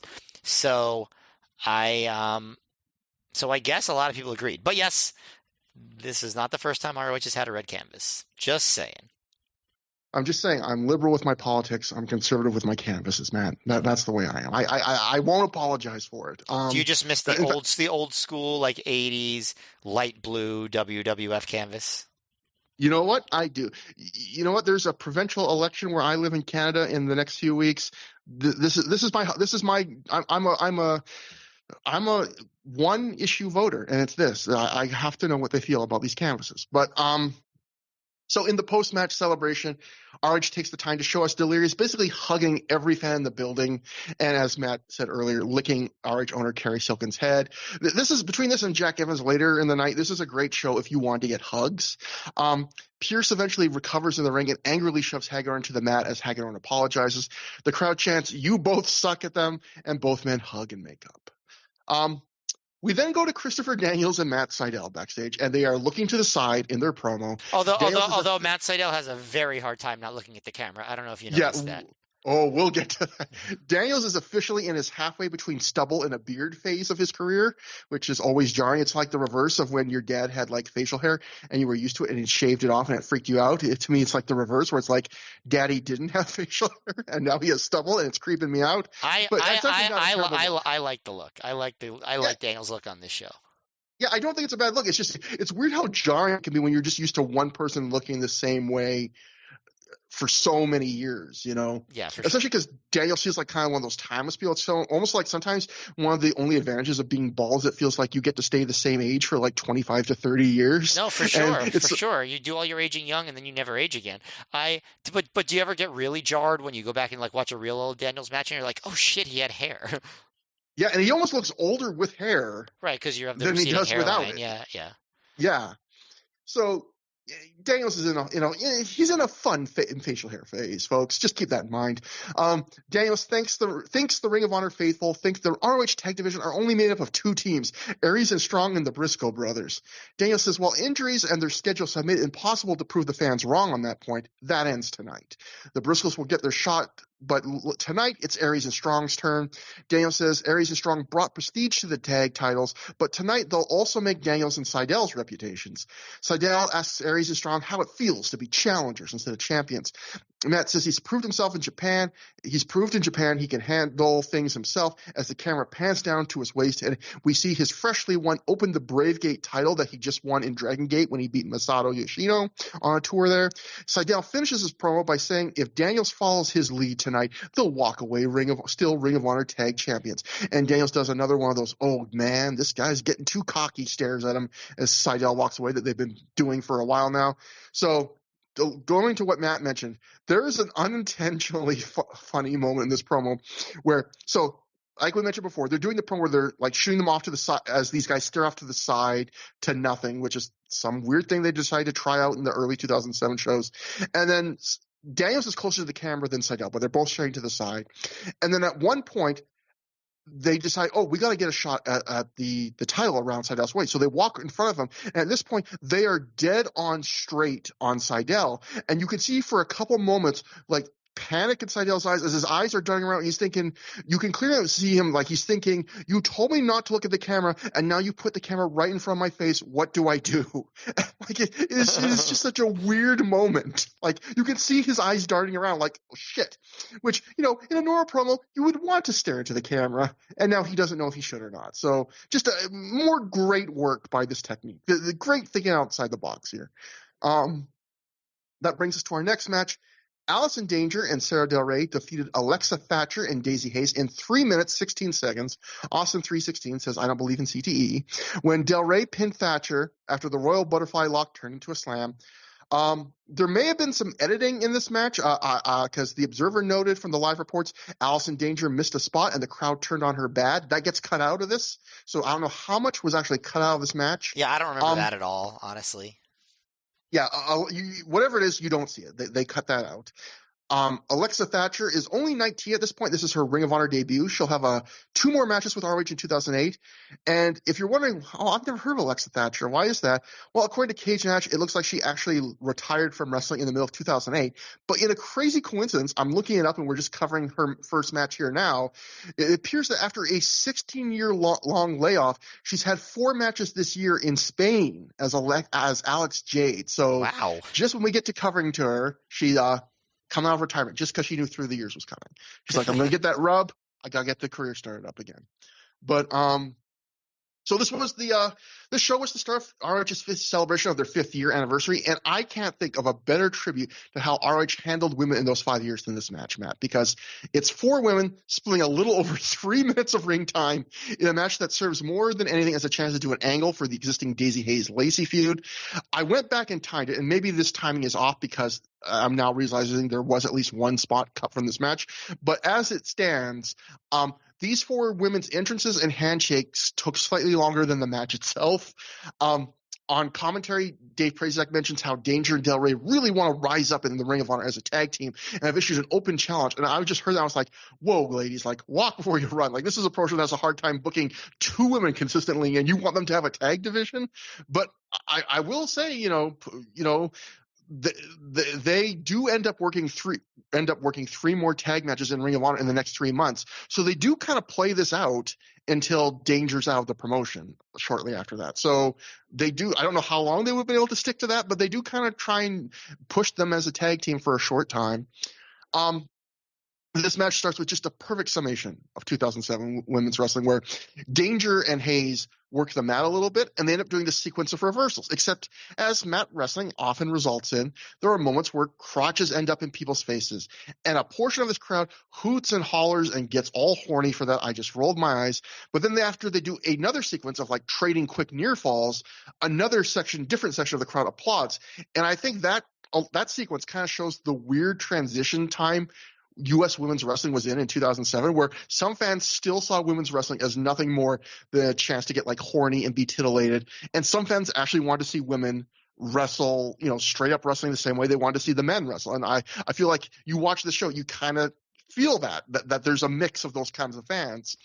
I mean, you still get some of those kinds of fans even now. If you go to live shows, you still hear that. But yes, obviously the balance has changed a lot. Yeah.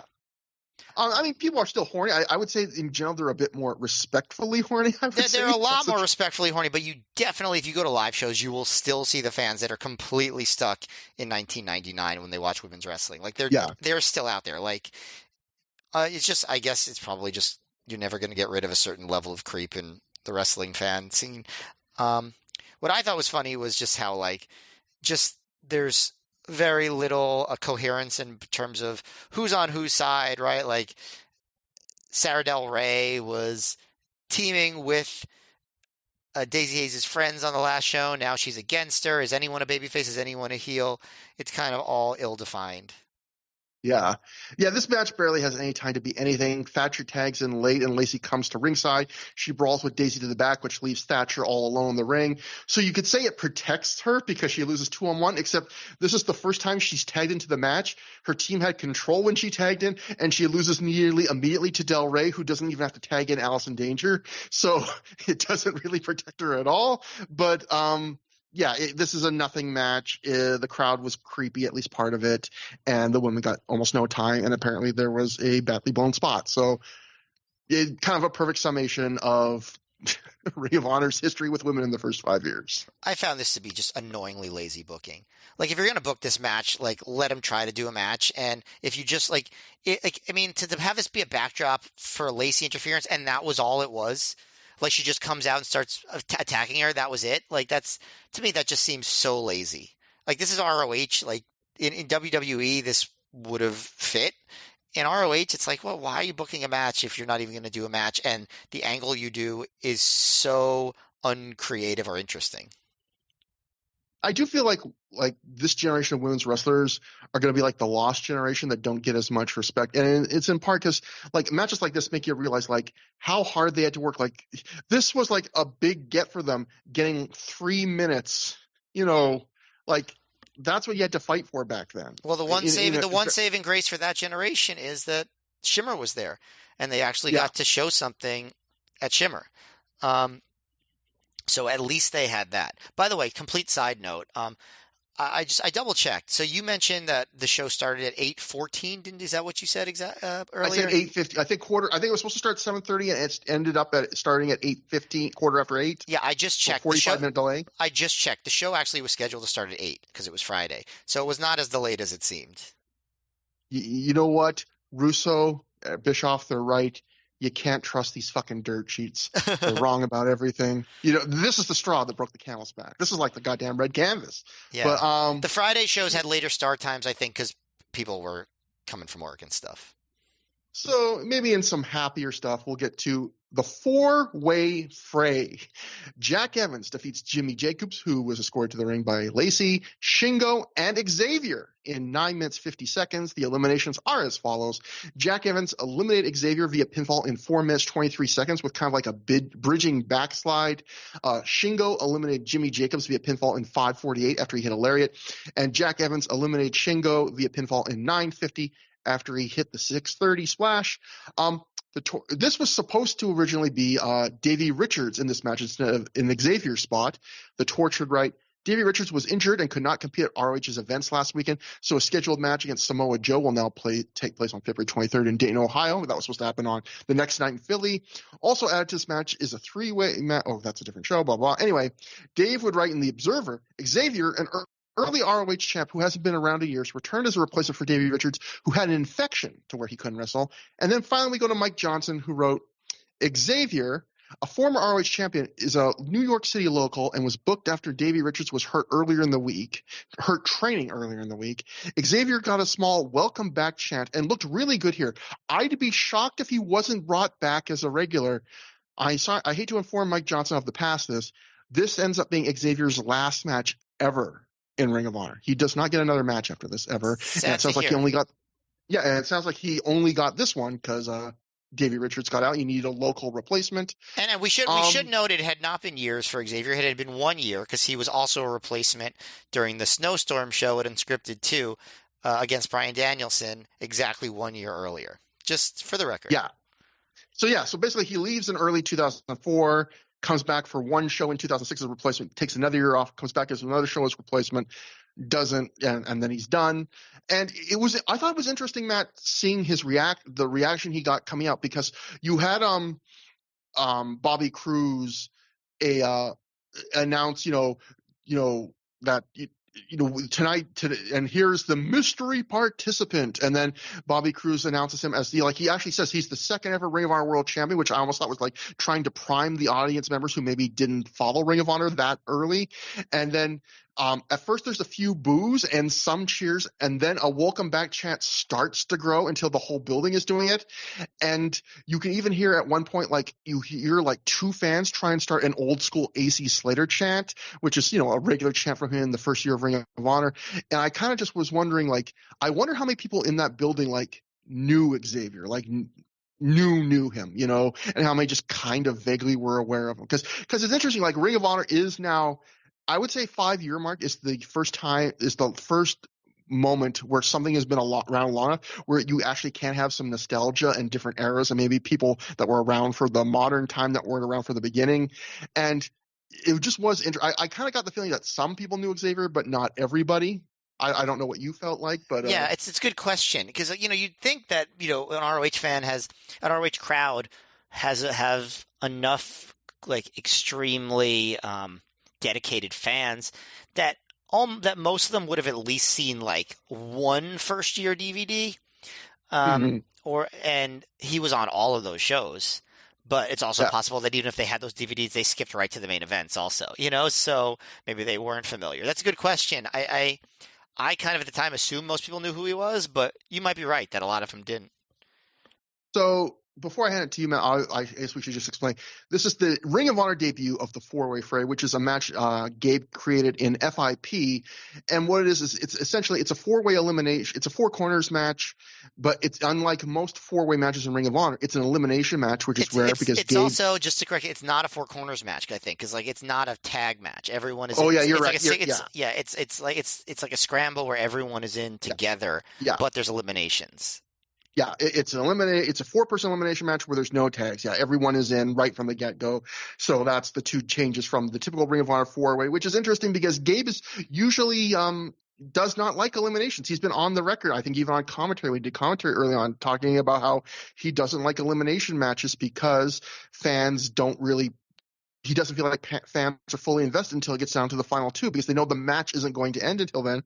And now Gabe has selectively booked elimination matches for like – the redemption match, where they had Punk finally lose the title because those eliminations allowed to do a story, or like the survival of the fittest matches. But it was interesting that he threw in a four-way here where like I was like, is there any particular reason to do an elimination match here? But Matt, what'd you think about the match? I thought that it was definitely fun. I think that the crowd being extremely hot for it made it seem better than it was. I think because it kind of felt on the slight side, not a lot of weight to it. And I feel like maybe even a little too short in terms of what they could do. But I'm not going to say it wasn't entertaining. They did a lot of cool moves. And that was pretty much the story of the match, was just doing the moves. So I will talk about the moves. It was not a fast-paced match, so I didn't put down everything. But, there was a spot where Evans goes for a crazy space-flying tiger driver, or tiger drop, but he misses completely and falls into the guardrail. I'd say pretty brutally. It looked kind of crazy, and this was early in the match. Then Shingo hit a flatliner DDT combination on Xavier and Jimmy Jacobs. Then Xavier hit Shingo with leaping knees, and then he hit a swinging like knee off the middle ropes. There was another spot where Xavier blocked a contra code from Jacobs and he powerbombed Jacobs and then flipped him into a flapjack and then floated over into a DDT, which the crowd loved. The crowd was just really into Xavier at that point.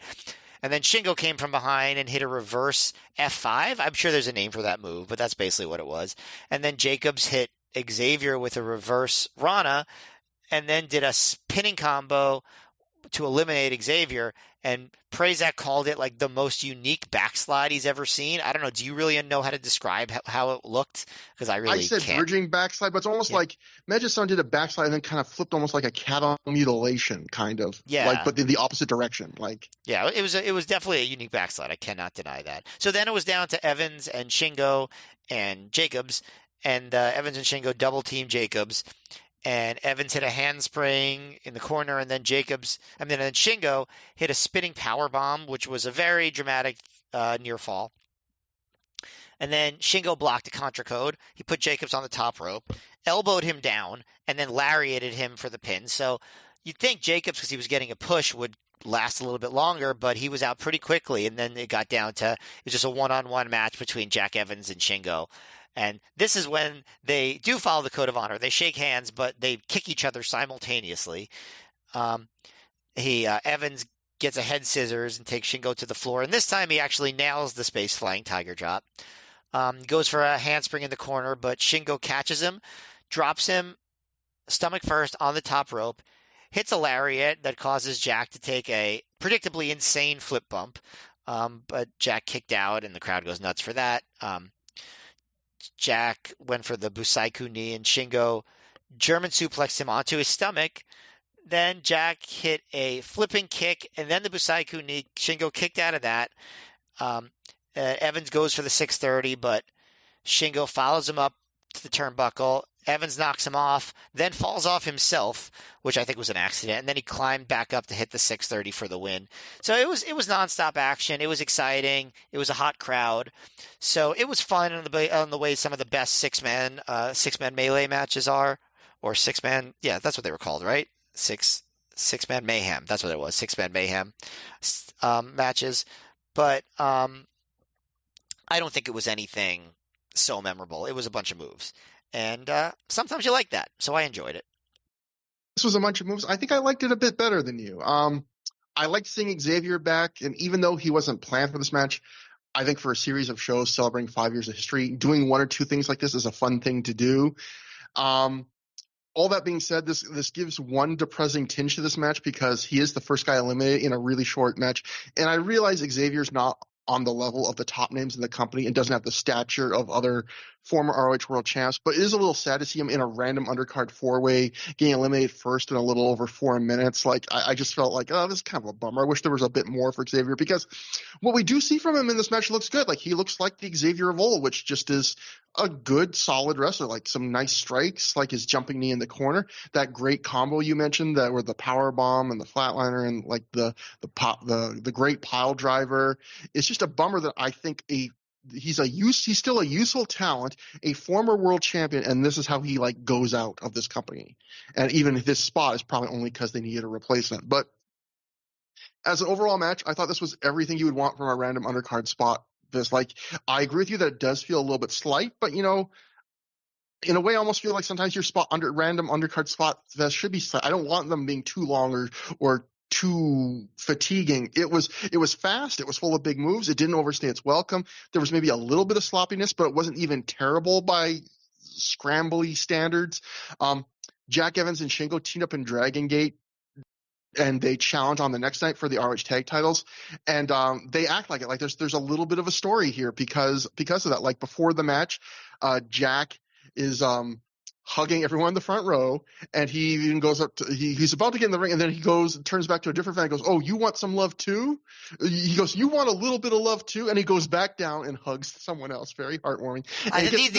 These are all like ROH regular front row people that Jack Evans knew personally. Like, so yeah, I mean, like keep that all in mind. Yeah. So he goes in and he breakdances right in front of Shingo, and because Shingo, is teamed with him in Dragon Gate, Shingo just like gives a very polite little clap, like, yes, that is good breakdancing, which is very cute. So anyway, in this match, I thought they did a nice little bit of story time because when Jack does wipe out on that space flying tiger drop,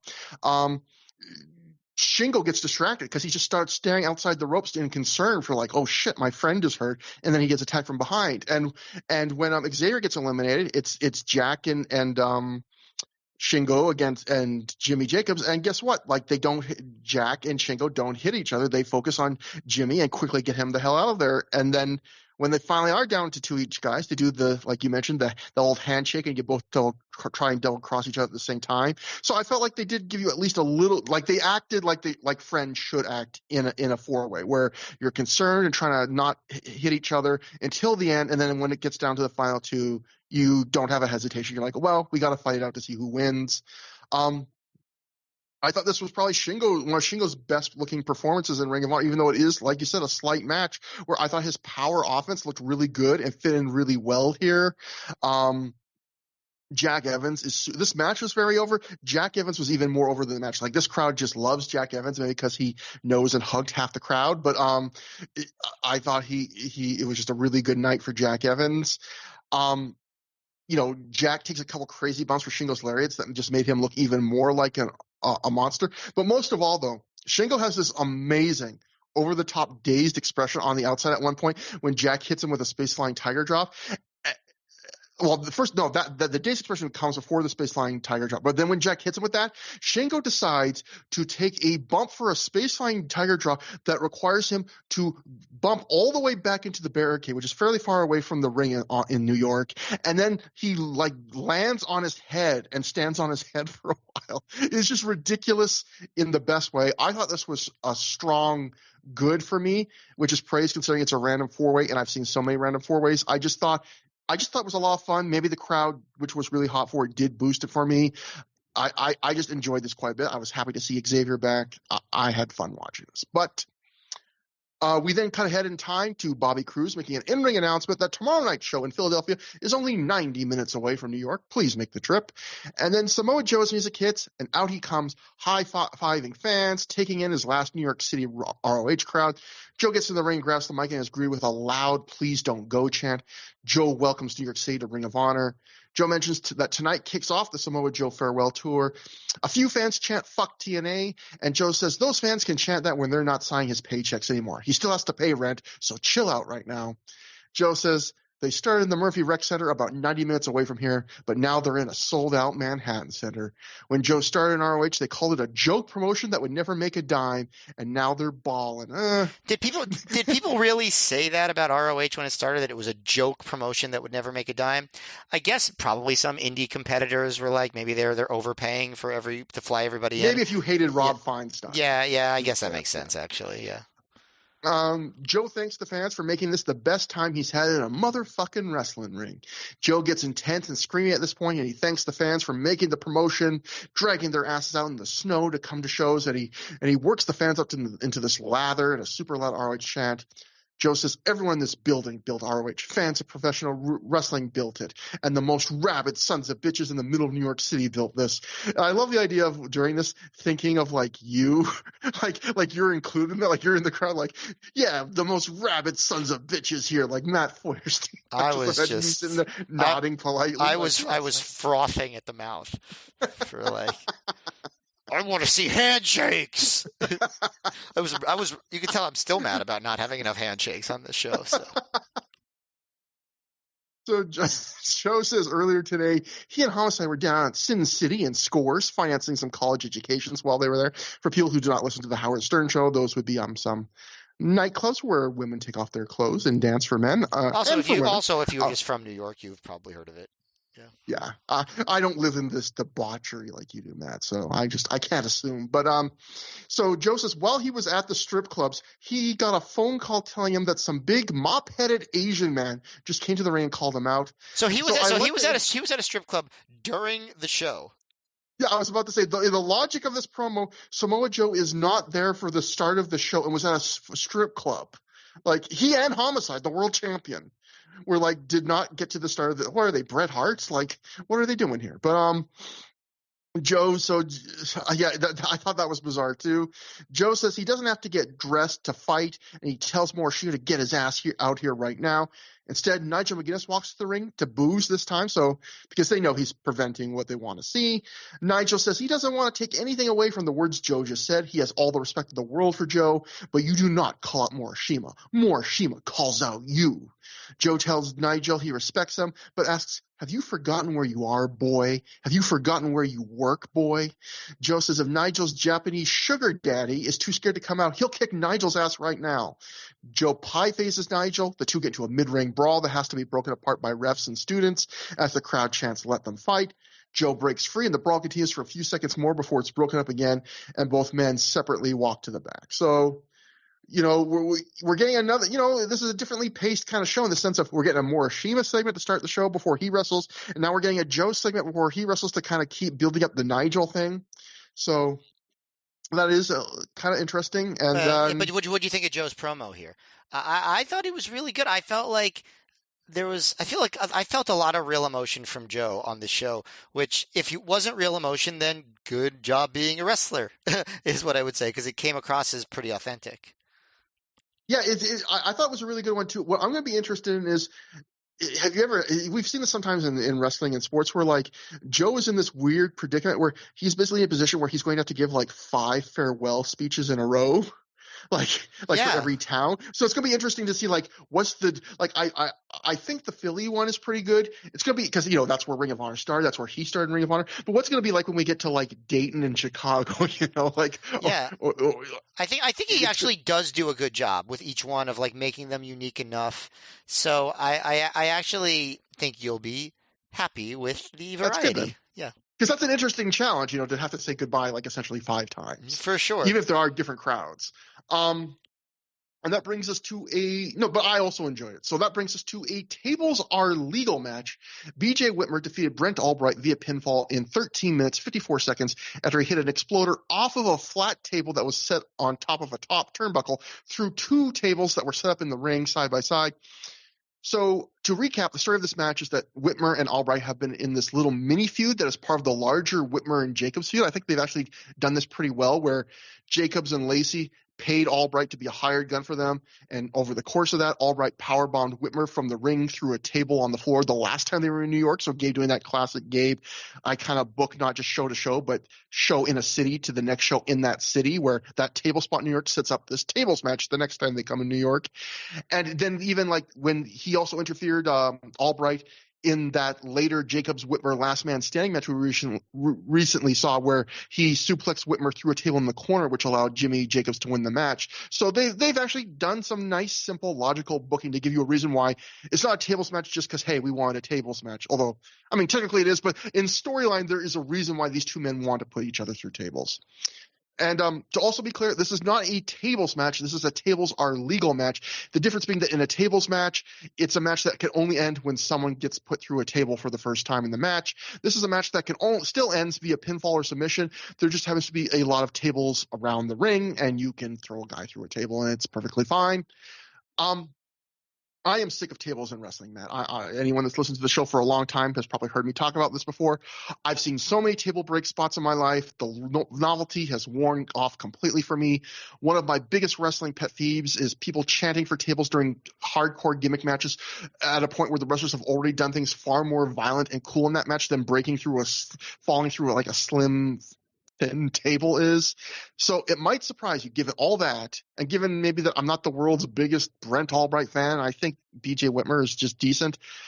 I like this match quite a bit. Like, I think what makes this even more impressive that I like this match quite a bit is not only do I like this match and think it's really strong, good, bordering on very good, depending on your tastes, it's that I like it even though it doesn't avoid the biggest flaw of tables matches, which is there are points in this match where the match slows to a crawl as one wrestler has to sell for a year as the other wrestler has to set up a bunch of tables. That's a big flaw in these matches. It happens here. They do not avoid it. Like, there are multiple instances of that in this match. In fact, there's one late that must have been particularly egregious because at one point, Brent Albright, near the end of the match, he's setting up one of the tables for the final spot in this match where he has to set up a couple tables in the ring, except we don't see him set up the couple tables in the ring. We see instant replays of 3 other big table spots that happened earlier in the match, all cool shots from the hard camera perspective that we hadn't seen when those spots initially happened in the match. And then when we come back, Albright has 2 more tables in the ring, one which he breaks and then gives the middle finger to as the crowd cheers, and he's clearly pissed off.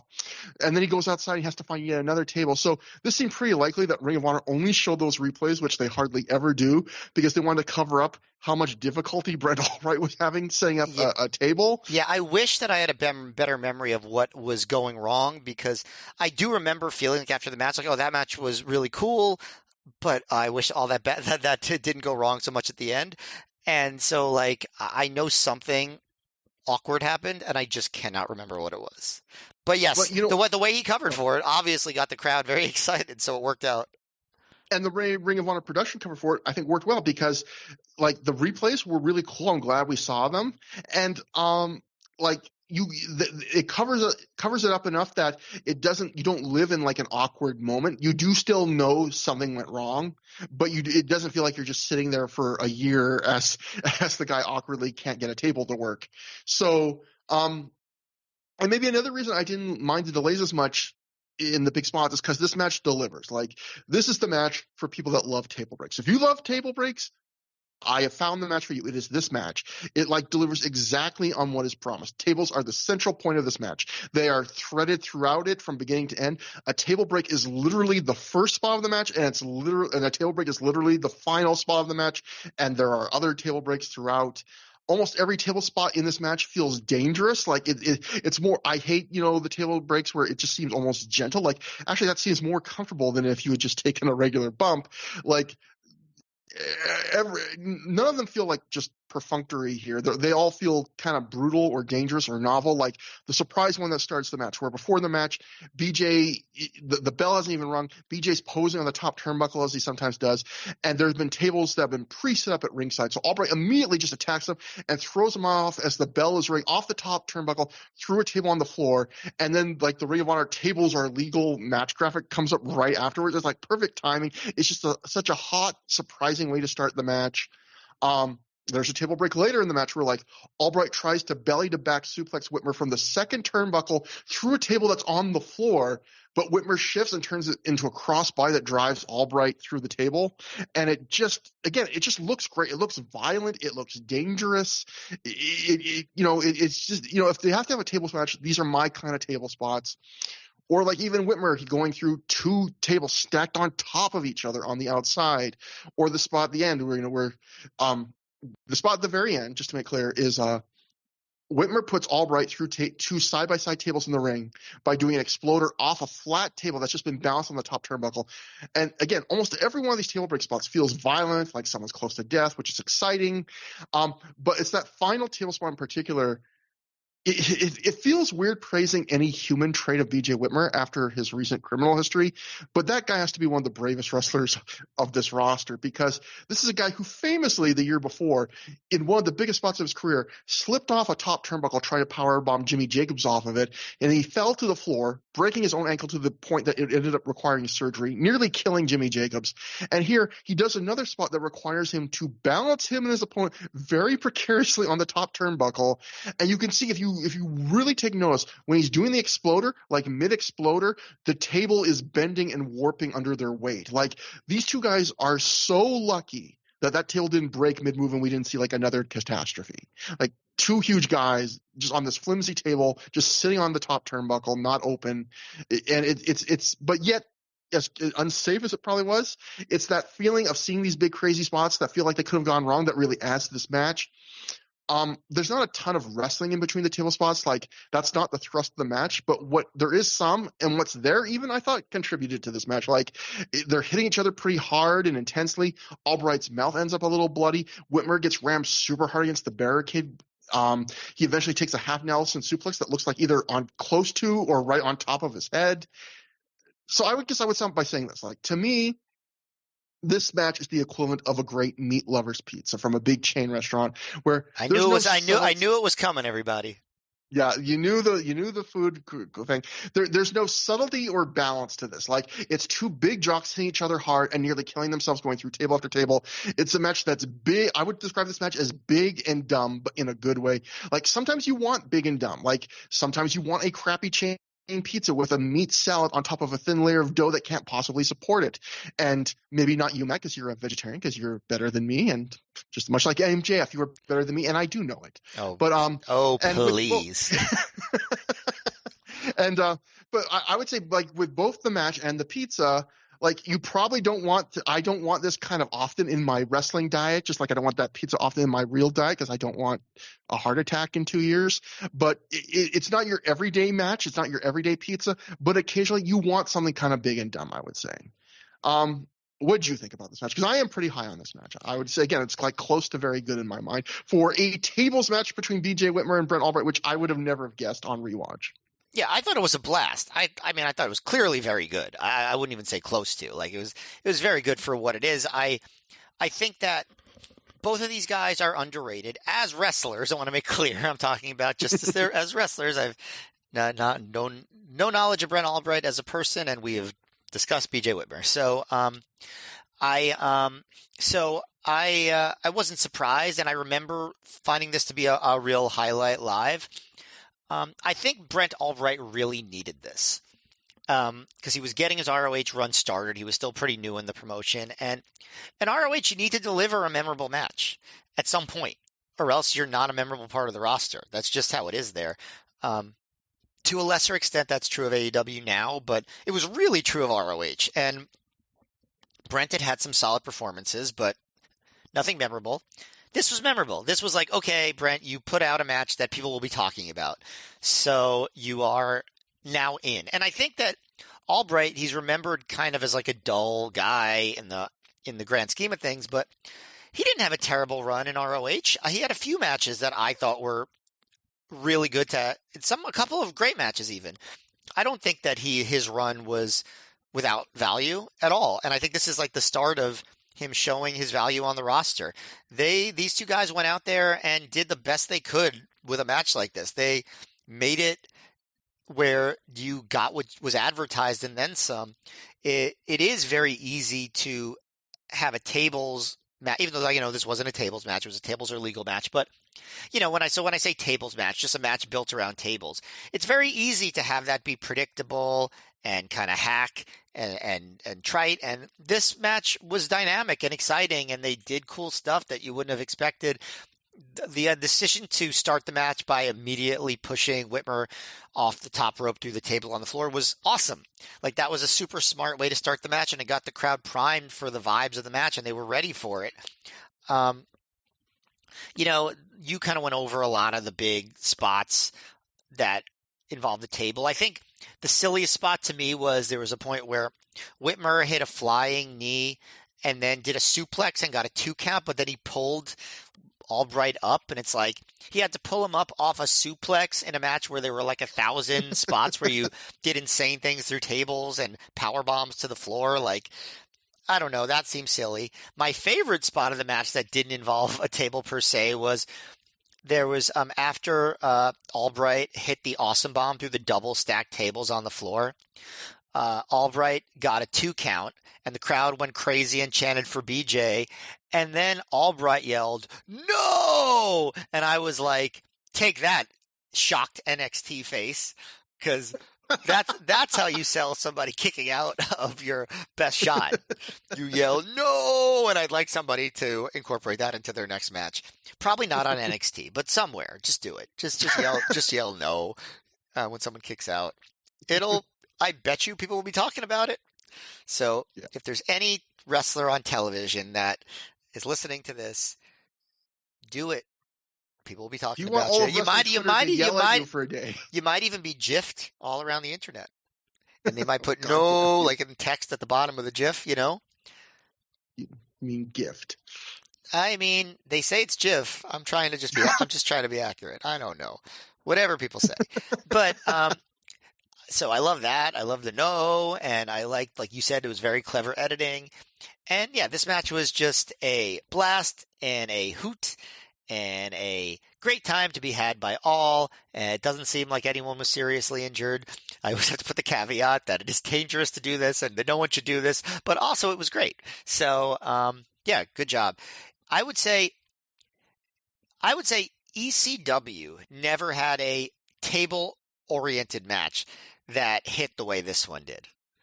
Yeah. This might be like the most exciting table-centric match that I've seen. My WWE honestly might have had a couple. That Hardy's Dudley's one I remember pretty fondly, but this was one of the better ones.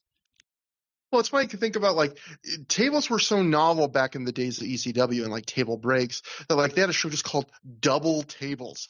There are like 4 or 5 table spots in this match. Like it's like how kids these days are always going further with everything. Like double tables, 2 tables. What?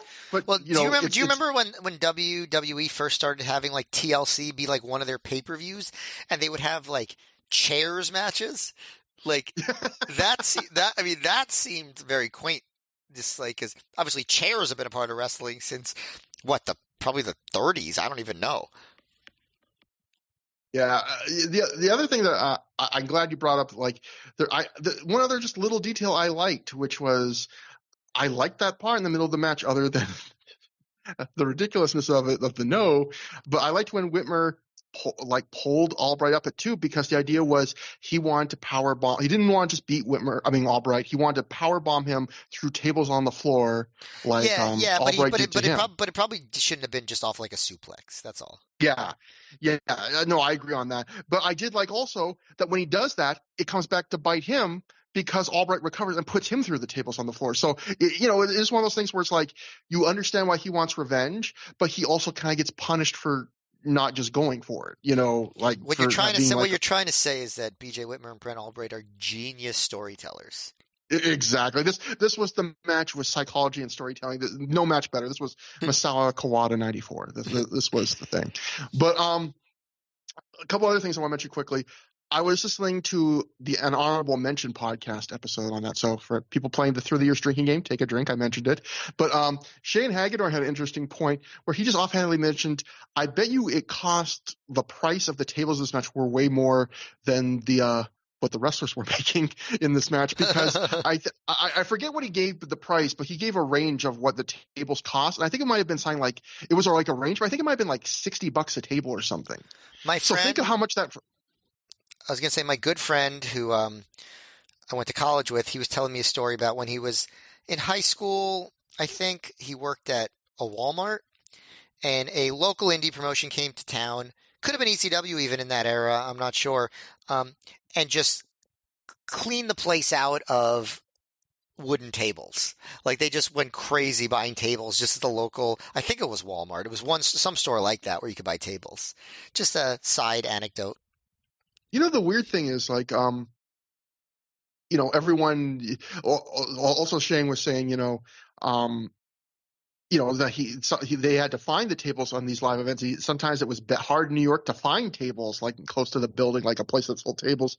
But what I was thinking, New York City still to this day doesn't have any Walmarts. Insane amounts of Targets, but no Walmarts. But what I think about is, like, I don't know. I've been to America, but I'm not an American genius, Matt, like you. But they don't have tables at indie shows before, because they say like, oh, it's hard to buy them these days. And I also heard people say, well, also because they use doors now, and doors might be cheaper, which blows my mind. But like, I was thinking, people don't want to buy like cheap tables. Like, how could the market for like a cheap table, like, people don't have yard sales anymore? Like, I don't know why the disappearance of like cheap shitty tables in stores. Do you watch Do you watch I Think You Should Leave? No.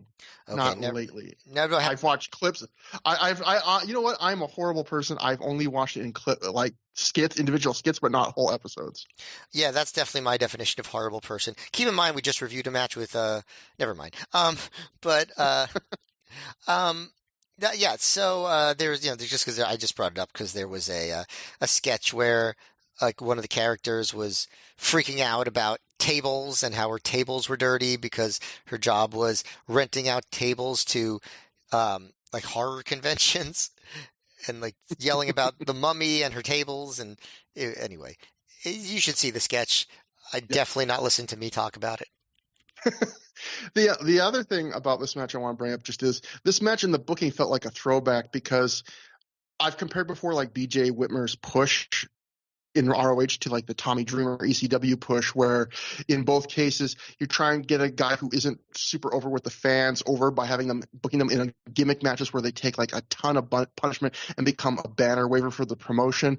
That's clearly what Gabe did with Whitmer in 2006 with a CZW feud. And I don't think Whitmer was ever disliked by ROH fans the way ECW fans got on Tommy Dreamer early in his ECW run. And I don't think Whitmer ever got as over in ROH as Dreamer got in ECW. But I do think the CZW feud, that booking principle kind of worked for Whitmer in 2006. There are definitely parallels, even though, it wasn't as intense on either direction. But yeah, the parallels are there. Because it did get him, like, I would say about as over as he ever was. And then, that kind of went away. And it felt like after the Jacobs feud, his momentum kind of went down. But, like, for one night, this felt like a match that could have been out of the CZW ROH feud. And for one night again, like, the crowd's chanting, "This is awesome." The crowd is chanting for Whitmer, which did not happen all the time. Like, it is kind of like he was – like, there was a route for him. They could have kept trying to find more excuses to have him be, like, the hardcore guy. Well, I mean, every time he did that, he did get more over. I mean, we're going to review a match in the not too distant future. There's a pretty legendary match between him and Jimmy Jacobs in a steel cage, which is another highlight of BJ Whitmer's career. And so we end this with a note from Brian Alvarez, Figure 4 Weekly. Now, I source a lot from Meltzer and the Observer, from The Torch and Keller, from PW Insider and Mike Johnson, and all those people I've given credit to. I like to have a lot of coverage of the news from what happened at the time. And, we've given props to all those people when due, and we've also hopefully good-naturedly and fairly mocked or criticized them when we felt they've fallen short. Brian Alvarez, because he didn't break a lot of RH news, largely got off. I will just say next episode, Matt, Brian Alvarez, it's his turn to get his. But we'll get this one. Brian Alvarez wrote this, and I don't know what the fuck he's talking about. Brian Alvarez wrote, "Heard mixed reviews of this match. Basically, if you love the ROH hero no-selling BJ Whitmer, you'll love this. If you hate him, you'll hate this." And we'll get into this next episode or soon, Matt. I think next episode. Brian Alvarez really does not like BJ Whitmer, and I don't think he's seen much of him. Like, it gets weird. But so that is a little setup for the next episode. Oh, okay. Just a callback. After the match and the I first took me a second to realize what you were doing now. After the match and the chanting for both wrestlers, the fans chant "break the table" because the table on the top turnbuckle that they jumped off of for the finish is warped but still standing. And that reminded me, I was like, this match for just a few minutes made me like tables again. And then that brought me right back to why I fucking hate tables, because after all that, the fans want more tables. It's like, when it comes to tables, these fans are never satisfied. They're like goddamn Lay's potato chips. Like, you give these fans one, then they chant for the rest of the night for goddamn tables. Like, but anyway, I like that Whitmer motions to the table. Like, he's like, "Huh? Do you want to do it?" And then it's like, you can almost see him thinking in his head, "No, I'm not going to fucking do this." Like, Listen, everybody. I would have told them the TikTok diner is right down the street. Go there. You're going to see all kinds of tables. People are going to be sitting at them, but they're there. There are plenty of tables over there. We then get an ad for merch at the ROHWrestling.com website. Matt, they always really hype up on the ROHWrestling.com ads, like not just DVDs. You can buy so many things. Did you ever buy anything from ROHWrestling.com that wasn't a DVD? No. Because I don't think I didn't. You know what? Yes, tickets. That's the only other thing. But like, you never bought like an autographed 8x10 or a plushie or no, whatever. I never bought. That's not my style. But correct. Because they always try to advertise, you can get so much stuff, and I that's what Jason Caldwell should have done a poll. I want to see how many people actually bought something from ROHWrestling.com that wasn't just a DVD of the show. But I am sure people bought T-shirts. That's a thing that wrestling fans do, right? Of course. And next up, the ROH World Tag Team title match. The titles were on the line. Christopher Daniels and Matt Sydal, scored to the ring by Allison Danger, successfully defended their titles when they defeated Austin Aries and Roderick Strong in 20 minutes, 43 seconds, when Daniels pinned Aries after a Sydal shooting star press, and he also hit his own best moonsault ever. Matt, these two teams had a match on the previous year on an ROH show called Gut Check that I really liked, to the point where I thought it was like low-key great, like a bit of a hidden gem. What'd you think about this one? They obviously had a goal of making this a extremely high level match. It got the most time of any match on the show. I think there was a lot of hard work in this match and some exciting things, but I think that luck was working against them, hitting on all cylinders. So I thought in the end this was a good match, but I would say pretty far from being a great match. And I think, there's one spot a little bit later in the match that kind of sums it all up, or I guess like a group of spots, I should say. But I think one of my favorite parts of the whole thing was at the beginning during Daniel's entrance, which, by the way, I'm very happy he shortened it a little bit because he didn't have to stand on all four corners of the ring before the entrance ended. But, there's always the spot where Alice in Danger kneels before Christopher Daniels. And while he's doing that, Sydal gets a big smile, looks at the camera, which I guess he's finally excited to do since he couldn't do it in the promo. He looks at the camera and he goes, "Sexy," which is very endearing. I love that he darts his head into frame to say that. It's like the Toasty guy in the Mortal Kombat 2 or whatever, where he comes up in the corner just to say Toasty. It's just Sydal's head pop in, "Sexy." I don't know. I just lost it. It was so ridiculous. I love Matt Sydal. Yeah, I know. It was, he's right. Also, about it being sexy. I want Matt Sydal's character just be he says obvious things. Like you see someone eating like a bowl of pho, he's like, "Delicious," and just walks away, and you're like, "Thanks, Matt Sydal." Second phase of Matt Sydal's career, now that he's in his 40s, he just gets to add that to any scene that he's in, honestly. You could just put him in movies even to do that. Move over, MJF. Matt Sydal is going to be Adam Sandler's new guy. So Roderick Strong is sporting a shiner on his eye that, according to Dave Prazak, was suffered during a sparring session in training, which is interesting because I feel like while it makes sense that a wrestler would do a sparring session in kayfabe, I've never heard anyone refer to a wrestler doing a sparring session before, which makes me wonder if this is a kayfabe sparring session, like they're practicing wrestling, or if Roderick Strong was like training in like, I don't know, Brazilian Jiu-Jitsu and actually was doing a sparring session, or like training for boxing or something, and he actually got a black eye doing that. Didn't we just read that Meltzer say that Davey Richards got hurt training? I mean, this is the no remorse corps. They have no remorse even in the training. Yeah, but I just like the idea of sparring. Like that. Like that's just not a word you hear that much when people talk. The only thing I thought that was weird too. The only thing I thought is maybe is Roddy one of those guys who did Brazilian Jiu-Jitsu, because it felt like this was the era where everyone started to do like. Well, that's what I was thinking. Yeah, that's what I was thinking. BJJ might have been what was actually like there might have been real sparring going on. Exactly. Yeah. I liked some of the early stuff in the match. I always enjoy the feeling out sequences with Sydal and Aries because I think they get creative with each other, like kind of like the early mat wrestling stuff. I think it's better than most of that stuff. This is one of the few matches that doesn't start out fast. It starts out of the more traditional, like we're going to feel each other out and take turns. And there's a spot where early on where Sydal and Aries are working together, and Strong comes in and clobbers Sydal from behind, kind of takes a cheap shot. And I thought that was probably a subtle foreshadowing of the turn he was going to make later, because, I don't think that's something that you would normally see this version of Roderick Strong doing, like just a total, like, from behind cheap shot.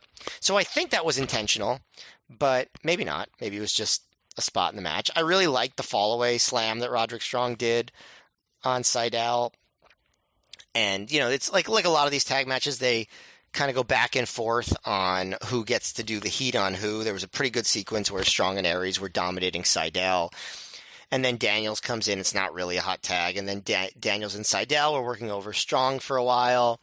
And, Strong was hitting some great chops. And Sydal was doing a lot of, like, posing and showboating after each offensive move to show that he was getting more and more cocky. And then Aries got his little hot tag, and this was actually a real hot tag. And this is where things get crazy because Aries is a House of Fire, and he does the heat-seeking missile onto Sydal, but he basically completely misses and basically darts, like it really is like a missile going headfirst into the guardrail, pretty clearly fucking himself up. But he gets up, and he's sort of like, "Rah!" and he tries to fire himself up. And he gets in the ring, and he hits a perfectly good corkscrew press from the apron onto Daniels. And then he goes for his typical follow-up quebrada, but if anyone's been following Trevor on Twitter, you would have seen this already. It's the botch of the century. Like, it's amazing that he is not paralyzed. He lands on the back of his neck. He's obviously hurt his ankle. I don't know if the hit to the guardrail right before had any contribution, or if it was just a coincidental, like, twisting of his ankle that caused the botch.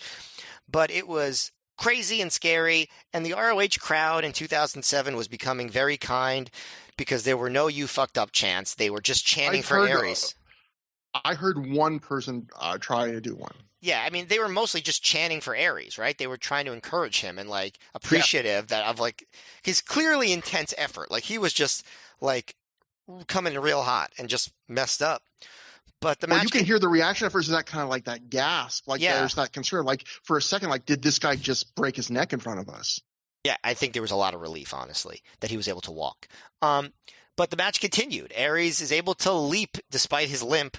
Aries got his knees up on Seidel's standing moonsault. At that point, you get some pretty good spots. Seidel gets Aries on his shoulders and drops him down on his head for a pinning combo, but Strong hits a sick kick to break up the pin, which is pretty cool. Then Strong tagged himself in, did this really cool slingshot power slam thing on Seidel, got a 2 count.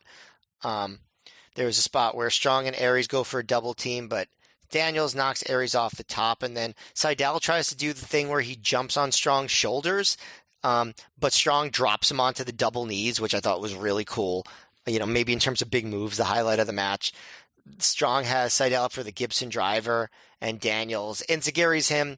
Daniels comes back in, gets a 2 count off the Arabian press, and then he knocks Aries off the apron again. They do more double teams to Strong, including a Seidel standing moonsault off of Strong's back on top of Daniels' knees, which was pretty cool. And then Aries and Strong try to do some of their double team finishers. They do the double team backbreaker, the chop brainbuster combo on Daniels. They do the kick to the head and Alabama slam jackknife pin combination on him. And then Aries goes back up to the top rope, and Daniels runs Strong into him, grabs Aries, hits him with the Death Valley driver, and then Seidel hits Aries with the shooting star press, followed by the best moonsault ever for the pin on Aries. So, those last few sequences, they picked it up for sure, but there was just so much awkwardness and weirdness, and there was just a lack of clicking. So like I said at the beginning, I thought this was good, but I don't think it came close to being great. It was probably the disappointment of the night, but on the other hand, it was the relief of the night that Austin Aries was not extremely badly injured. Yeah, this is like, I imagine, like if you're a kid, and you go out doing something you're not supposed to late and you're missing and you go missing. And then, I've had a family where this happened to, and then, you're finally found and your parents were going to be angry at you, but now they're so relieved, like they forget to be angry. It's like, this is the wrestling equivalent where it's like, you might have been disappointed about this match, but by the end, you're actually just kind of like, I don't even feel disappointed. I'm just glad this guy is not dead right now.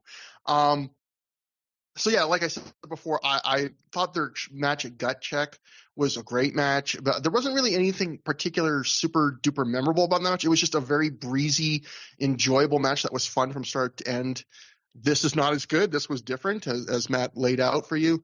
The opening minutes I thought were fun. It kind of put me right back into the mindset of the first match, where I can't tell you really special notable things. I just thought in that part of the match, I just thought it was enjoyable work between talented people who I think have some good chemistry together. And then we had Matt Seidel get isolated for a while, and that's fun too. And then he makes the hot tag. And the first issue I have with this match is a common one for me, which is if you work on a guy for a while, I'd like the comeback and the hot tag to be really notable and exciting. And Seidel's is just very forgettable. Daniels doesn't really go on a big energetic hot tag run at all, because basically immediately after – I was going to say, I think because in their mind, it wasn't the real hot tag of the match. Aries was the real hot tag. And that's the problem with doing multiple heat sequences. Yeah, exactly. I was just about to say, but that's exactly right. Like, I think it became pretty apparent it's not doing a big, fun, exciting hot tag, because we're actually just immediately transitioning into it's Roderick Strong's turn to get heat now. And, yeah. And this is where the match, to me, that's where I felt like the match started to drag for a little while. Like there's a couple cool spots there. Like there's a nice moment where Roddy is firing up at Daniels with some chops, and Daniels just blocks one with raised forearms and immediately hits the reverse STO Koji clutch combo. And it's just a simple, fun sequence that's so neat that it gets some applause. But I think overall that section of the match, it's just a bit of a lull that I don't think the first match these four had any kind of lull like that. And it also had one of your pet peeves, Matt, which is guy who tags back out after he just tagged in after his partner took a beating for a while, because like Daniels, Seidel's getting beat on for a while. He tags out, and Daniels like very quickly tags Seidel back in. I'm like, what are you doing? And this felt like one of those matches where we've seen this before with Seidels and Daniels, where it feels like Daniels gives Seidel like 75% of the work here, and I don't think Daniels like mailed it in here. I think he worked hard. He pulled out a tope that he normally doesn't do in Ring of Honor, and I continue to say, in 06, 07 ROH, Christopher Daniels in tags and multi-mans is way better than singles Daniels. I think that was true here. But also is another one of those matches where it feels like I'm going to pick my spots. You're the young guy. You earn your money. I'm going to stand here for a while. And then Roddy makes his comeback, and to this match credit, the comeback spot there is awesome because Roddy does a slingshot back suplex, which I thought was a really cool variation on the regular slingshot suplex. And then the Aries hot tag starts. And as Matt described, and if you follow my Twitter, I think 57,000 people have now seen this clip. But yeah, absolute chaos happens where it starts with a move he's done a million times, that heat-seeking missile tope he does between the bottom and middle ropes where he's coming at you with a lot of speed. And I don't know if it's a matter – I've rewatched this over and over again. I don't know if it's a matter of Seidel being out of position or Aries overshooting it. I think it's a combination of both. But Seidel can like barely get a hand on Aries, and Aries just completely flies past him and hits face first into the guardrail at a high rate of speed. And then, yeah, you see Aries immediately pop up like a second or two later, like walking around like maybe fucked up, maybe not, but like he's like immediately jumping back up like hey, I'm alive. And he does another couple spots like you mentioned, like the corkscrew, splash back into the ring. And then he does the quebrada. And like you said, another spot Aries has done a million times. And I think he was coming to this match with an ankle injury, and his ankle just gives out, and he does this. He takes the bump that broke Hayabusa's neck and left him paralyzed for the rest of his life. And he's lucky because he kind of takes it more on the side of his head than straight down where all the force is like compressing the spine. But he is unbelievably lucky he walked away from that. And the crazy thing is, first off, I don't think I can remember in my lifetime. I'm sure it's happened because wrestling is a very violent thing, but I can't remember a sequence like that off the top of my head where a wrestler like could have gotten like incredibly badly hurt on the tope, walks away with it, and then 20 seconds later has another move go wrong that could have killed him, walks away from that, finishes the match. Like it like seriously could have killed him. Not that's not hyperbole. That's not it could have killed him. Yeah, for sure. It was. I mean, he's like, I don't know if it was lucky that he just has like he's clearly had a really strong neck. I mean, maybe that's part of it. I don't know. That definitely helps because I always remember there was a PWG match where Brian Cage did a quebrada and he landed straight on his head, like not on the side, and he finished the match. And I have to think it's because his neck is like a goddamn tree trunk, right? Well, so look, like, look at Brock Lesnar at WrestleMania 19, right? Hitting that shooting star press and coming down with all that weight on his head, but that guy has a giant neck too. I mean, if he was a smaller guy, who knows what would have happened in that case? Yeah, so it has to help having like a really strong neck muscles and traps or whatever to kind of help just support the bones that you don't want to break. But yeah, I mean, we're not doctors, Matt, not yet. We're working on it, but that has to be part of it. We're both in med school. The docuseries is going to come out soon. We thought, what's the only thing that will take longer to complete than Through the Years? And we thought med school. And so we're a fan of the long game here. But well, if med school is taking longer to complete than Through the Years, then we are bad at it. I will say that. We undoubtedly will be mad at it. But for sure. Just like we're bad at Through the Years. Hi-oh. Hey, that's not allowed. We're good at this. Mm-hmm. This is a popular, successful, long-running, beloved podcast that is referenced by people. Sure. But I'm gonna come over there. But So you can hear the crowd, like I said before, give that like, "Oh fuck, is he okay?" reaction, and then I heard one fan trying to start, "You fucked up," and I want to say to that fan, "Fuck you." Um, and anyway, so like Aries is immediately grabbing not his head or neck, but his injured ankle. Such a crazy sequence. And then I remembered it's even crazier because I remember we just watched a match, I think on the last show, where it's that 6-man tag where it's Generation Next versus Delirious, Davey Richards, and Shingo, and Aries gets hurt on the Shadows Over Hell there, and he's hurting his leg there too, and he limps and finishes the rest of that match. The same thing happens here. He limps through the rest of this match.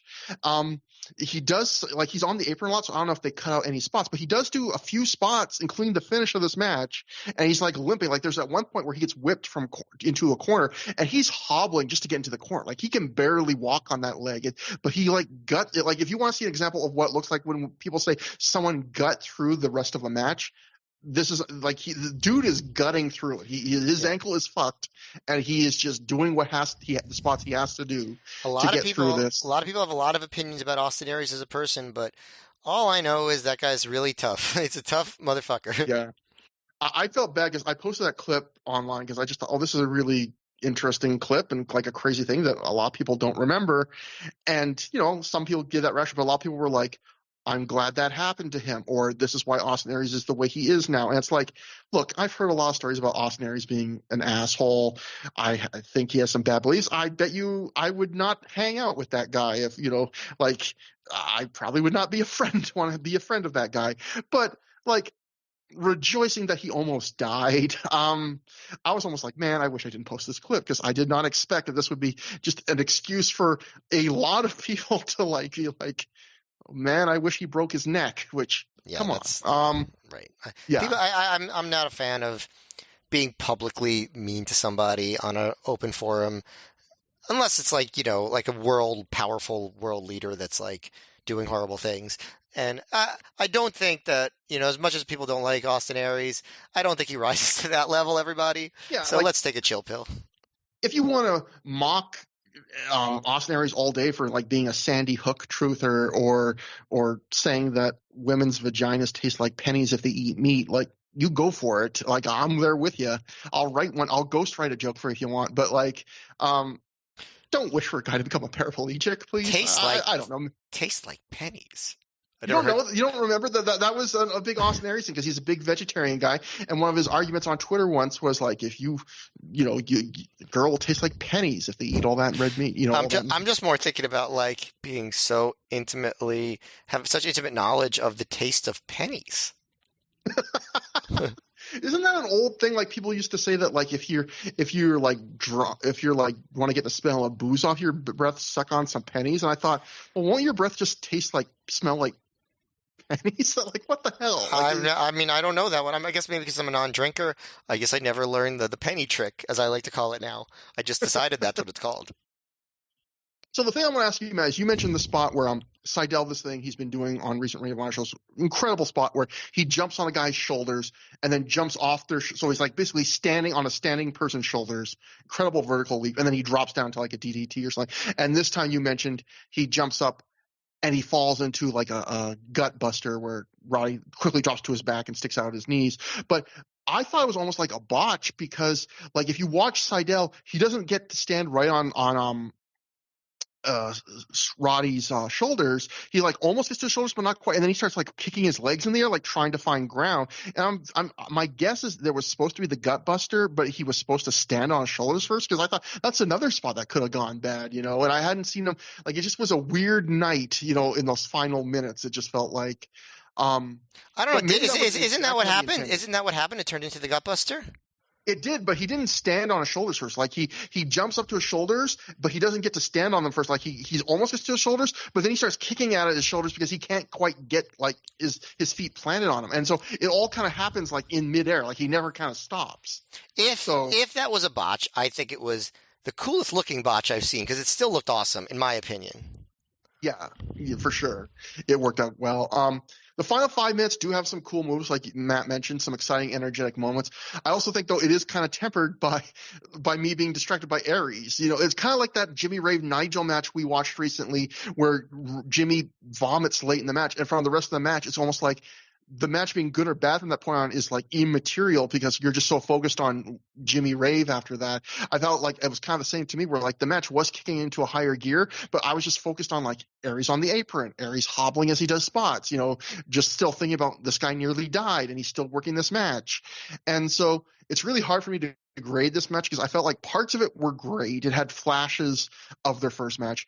Parts of it I thought were good, but like an enjoyable but flawed lesser version of their last match. And then parts of it, like the botches in the final minutes, felt like someone had literally cast like a Final Destination-esque curse on somebody, and like you're going to die in this match, and this guy was like fighting against the curse to not die. So overall I'd rate this like a flat good, like 3 stars, 3.25. But I think it's one of those matches where it's more fascinating to watch than it is a good match. Like it's just a crazy match in that sense. I agree. I've never seen a sequence like that. Then Mike Johnson, PW Insider, adds this detail. It gets even worse when you read this, man. Mike Johnson wrote, Austin Aries was noticeably limping when he got in the ring. He had been having some ankle problems and had a really rough time even getting to the show after being stranded in Pennsylvania for a few days due to the big ice storm in the Northeast that shut down several Pennsylvania highways and at one point created a 50-mile traffic jam, and that's not a typo. Aries actually drove from 9 a.m. yesterday morning all day to make it to the event and didn't arrive at the Manhattan Center until right before the show began. So one had to feel for him since he was likely beyond exhausted before he even hit the ring. So imagine on top of everything else that happens to him in this match, he gets caught in an ice storm and is in like a traffic jam, drives all day, gets to the show barely on time. Then this match happens to him. Well, if he got to the show right before it started, that's still before Samoa Joe and Homicide, apparently. He still had time to hit strip clubs. That's a rookie mistake. But yeah, that is just so fucking. I'm just looking over my notes because there was so much stuff in this match in some ways, because there was interesting stuff in this match, but I think we covered most of it. Although, okay, I did. Okay. There's one thing I liked.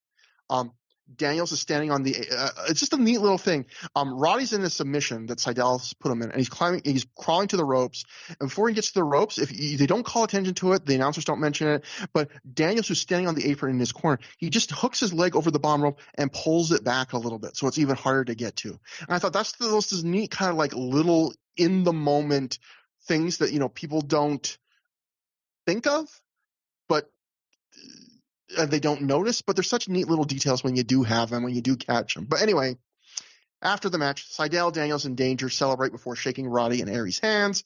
Seidel's ultra cocky, basically shoving his title in their faces. Daniels always looks confused by Seidel's cocky behavior. And in fact, Seidel keeps celebrating and taunting Aries and Strong while Daniels and Danger are already on the outside of the ring trying to leave, which forces Daniels to come back in the ring and play peacemaker. Seidel tells the cameraman that Aries and Strong set the standard, but they broke it in half. And then seconds later, he tells the camera guy, you know, Aries and Strong set the standard, but we took it to a new level. So it's like he's workshopping the line, like in front of the crowd, like in front of the camera. It's a very, very just Matt Seidel is a kook, and I love it. Yeah. It was almost like he's thinking, I'm going to give the editor multiple options here of what to cut to me say, but then they left both of them in. So Daniel, Seidel, and Danger leave, and then Aries and Strong stay in the ring with the crowd chanting Aries for Austin's gutsy effort tonight. Davey Richards then walks to the ring and gets in Aries' face before Roderick Strong comes in from behind and hits Austin Aries with a half Nelson backbreaker. He is turned on Austin Aries with God's my witness. He's broken in half. Davey stomps Aries as Roddy immediately grabs a mic and screams at the fans to shut up. Roddy says he's been in the background for way too long, you son of a bitch. Roddy says it's his time now, time to lead a new faction in Ring of Honor. He hands the mic to Richards as Roddy takes over stomping Aries.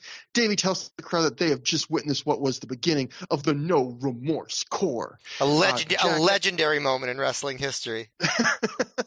Jack Evans runs to the ring then, and he, without throwing a strike, stops Davey and Strong from attacking Aries.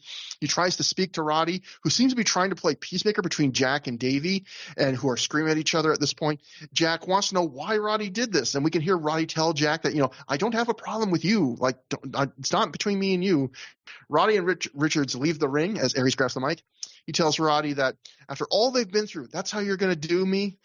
Aries goes, part of me is happy that you actually have the balls to say what's on your mind, but part of me is disappointed that you did it like that, 2-on-1. Aries says that it doesn't have to be like that because anytime, any place, anywhere, he and Jack Evans will take their asses out. At this point, Jack grabs the mic and tells Austin, like, I have no beef with Roderick. That's my boy. That's my old tag partner. And then he goes, be real, Austin. He goes, that's your boy. That's your old tag team partner too. Your old tag team partner from several minutes ago. Yeah.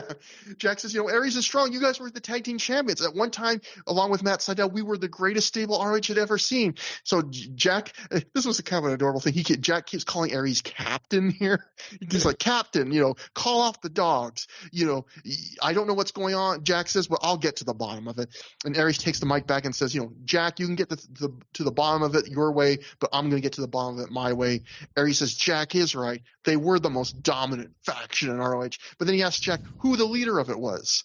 Aries says, with Jack, without Jack, or anyone in the back, Roddy has started a war that he is not going to be able to finish.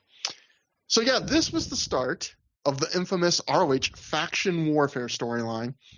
This is gonna be one of the things that's really interesting for us to revisit and rewatch, because I remember the time it ended up with a lot of ridicule, but I would say it got mixed reviews at best, and I haven't watched it since it happened for the most part. But initially, I'll say this: like most of Gabe Sapolsky's misfires in ROH up to this point in the timeline, I think this is an idea that sounds good on paper and in reality didn't live up to it. Now, you might be saying, well, Trevor, isn't that most bad wrestling ideas? But I would say that no, because I can tell you there are a lot of bookers in pro wrestling history where I can look at some of the ideas they've done and I will look at them and say, I couldn't even write that on paper in a way that sounds good, let alone executed. Where most of Gabe's ideas up to this point, the ones I haven't liked, I can at least say, okay, I can at least see what he was going for. Like the Homicide Jim Cornette feud we talked about, where on paper, one of ROH's most beloved faces feuding with one of the greatest promo men of all time. It sounds like it could be good, but for a million reasons we went into on the podcast, it turned out to be pretty goddamn bad.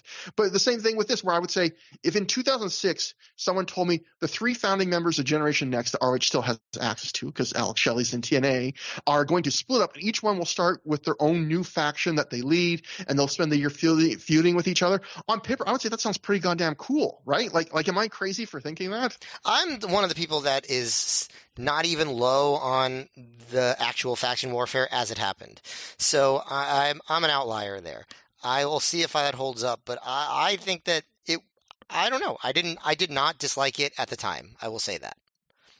And I'll go one step further, Matt. People make fun of the name the No Remorse Corps.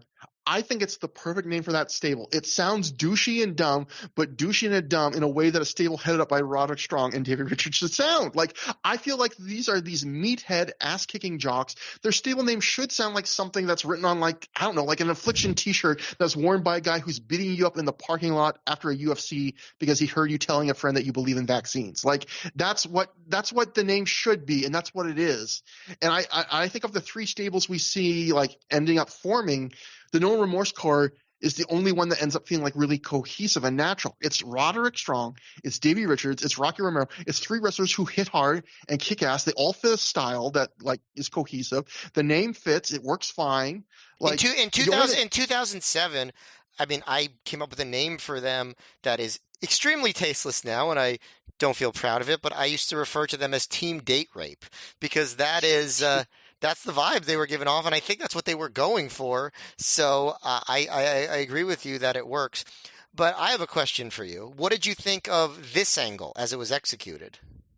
Okay, in some ways, it's a good, simple, straightforward wrestling angle because it's as classic as a wrestling angle gets, which is tag team that had a great run loses the titles. They spend a few months trying to win them back. They don't. Finally, after one big attempt to re-win the titles that fails, one of the partners gets pissed off and turns down the other. What I don't like, and maybe this is what you're kind of hinting at, if you'd like teeing me up for, is Davey Richards comes out after this match, almost immediately after the match is over, and he already has a stable. They already have a stable name prepped, and it's like that begs the question: what? This was clearly all pre-planned. What would have happened if Aries and Strong won the tag titles tonight? Like, that's the part that doesn't make sense, right? Yeah. It was not a spur of the moment turn. It was clearly something planned, except there was a chance they could have won the belts tonight. Yeah, it's a good question, but I had another issue with it, which is like, because I actually thought like in some ways it was good, like it was good, it was shocking, like you're right, it has that logic hole you're talking about, as a lot of angles do. But here was my thing with it that made the execution a little bit less impactful than it could have been. I think they tried to do too much. Like, I think they did like three angles in one. Like, there was the turn and the turn promo, but then it was like Jack Evans coming out and getting in between them. And then it was the whole interaction between Aries and Evans where he was like, "Oh, I don't know, Austin. I don't know if I could be part of your team. Remember, Austin, that was your tag team." Like he's trying to like have him get some sympathy for Roderick Strong like a second after Strong turned on him. And then Aries being like, "Oh, you're right. You're gonna, I'm proud of you for having the guts to say what's on your mind, but you're going to do it your way and I'm going to do it my way." It's like that's like that's three different angles they could have done. Like they could have stretched that one out like for a few different shows with those promos. And doing it all at once, I think, took some impact away from the initial turn. Like Aries should have just been like selling the pain and the anger instead of having this whole interaction with Jack Evans at this point. That's how I felt. Yeah, I think so too, and I think there's an argument, right, that they basically did like for the weirdness is like at the start of this when we started covering the show itself tonight, there was that one. I forget which, I think it might have been PW Insider, but that thought there was one reporting that like the fifth year festival series of shows is like the one stories are going to bleed into one show the next and things are going to impact. It's like they could have had this storyline play out across like the next four shows. They could have done all these beats. You could have just had the turn tonight and then another attack on Aries tomorrow night, and that's when the Jack Evans thing starts, and then you do the whose side are we on, or you could have just done the turn tonight and then Davey Richards gets revealed the next night as a partner, and then the Jack Evans thing the next night. But it's like they wanted to have not just the turn tonight, they wanted to basically set up the entire, these are three factions going against each other. It's basically all but set up by the end of this segment, which is like. And given that Aries stable doesn't actually debut for a couple months and Evans doesn't show up with his faction until August, I feel like they didn't need to do as much as they did on this one angle. Yeah, it just felt like for whatever reason they wanted to get like a lot of these points all done immediately, which I'd be interested in knowing like why that was, because it definitely seemed like I agree that they were trying to jam a lot into this one brief segment. But for people that are like real hardcore fans, like, or have been following the recent results, it might also seem weird that Davey's joining Roddy when they spent the last few months feuding in FIP, a feud that actually spilled over into Ring of Honor to the point where they played an FIP angle that was pretty heated on an ROH DVD recently that we covered, and they had him wrestle a match in that feud on an ROH show. But I will note, I checked just to make sure, days ago that in FIP, these two had just done a 2-match series in FIP where they wrestled 2 different gimmick matches on 2 straight nights, and Roddy beat them on both nights to kind of end the feud. So in that sense, they just wrapped that feud up. So now it makes more sense that Davey can be aligned with Roddy in here. But yeah, I also like that they did the angle on a major show. I feel like when you do these major angles, you should do them on major shows to try and get as many eyes as possible and make them seem even bigger.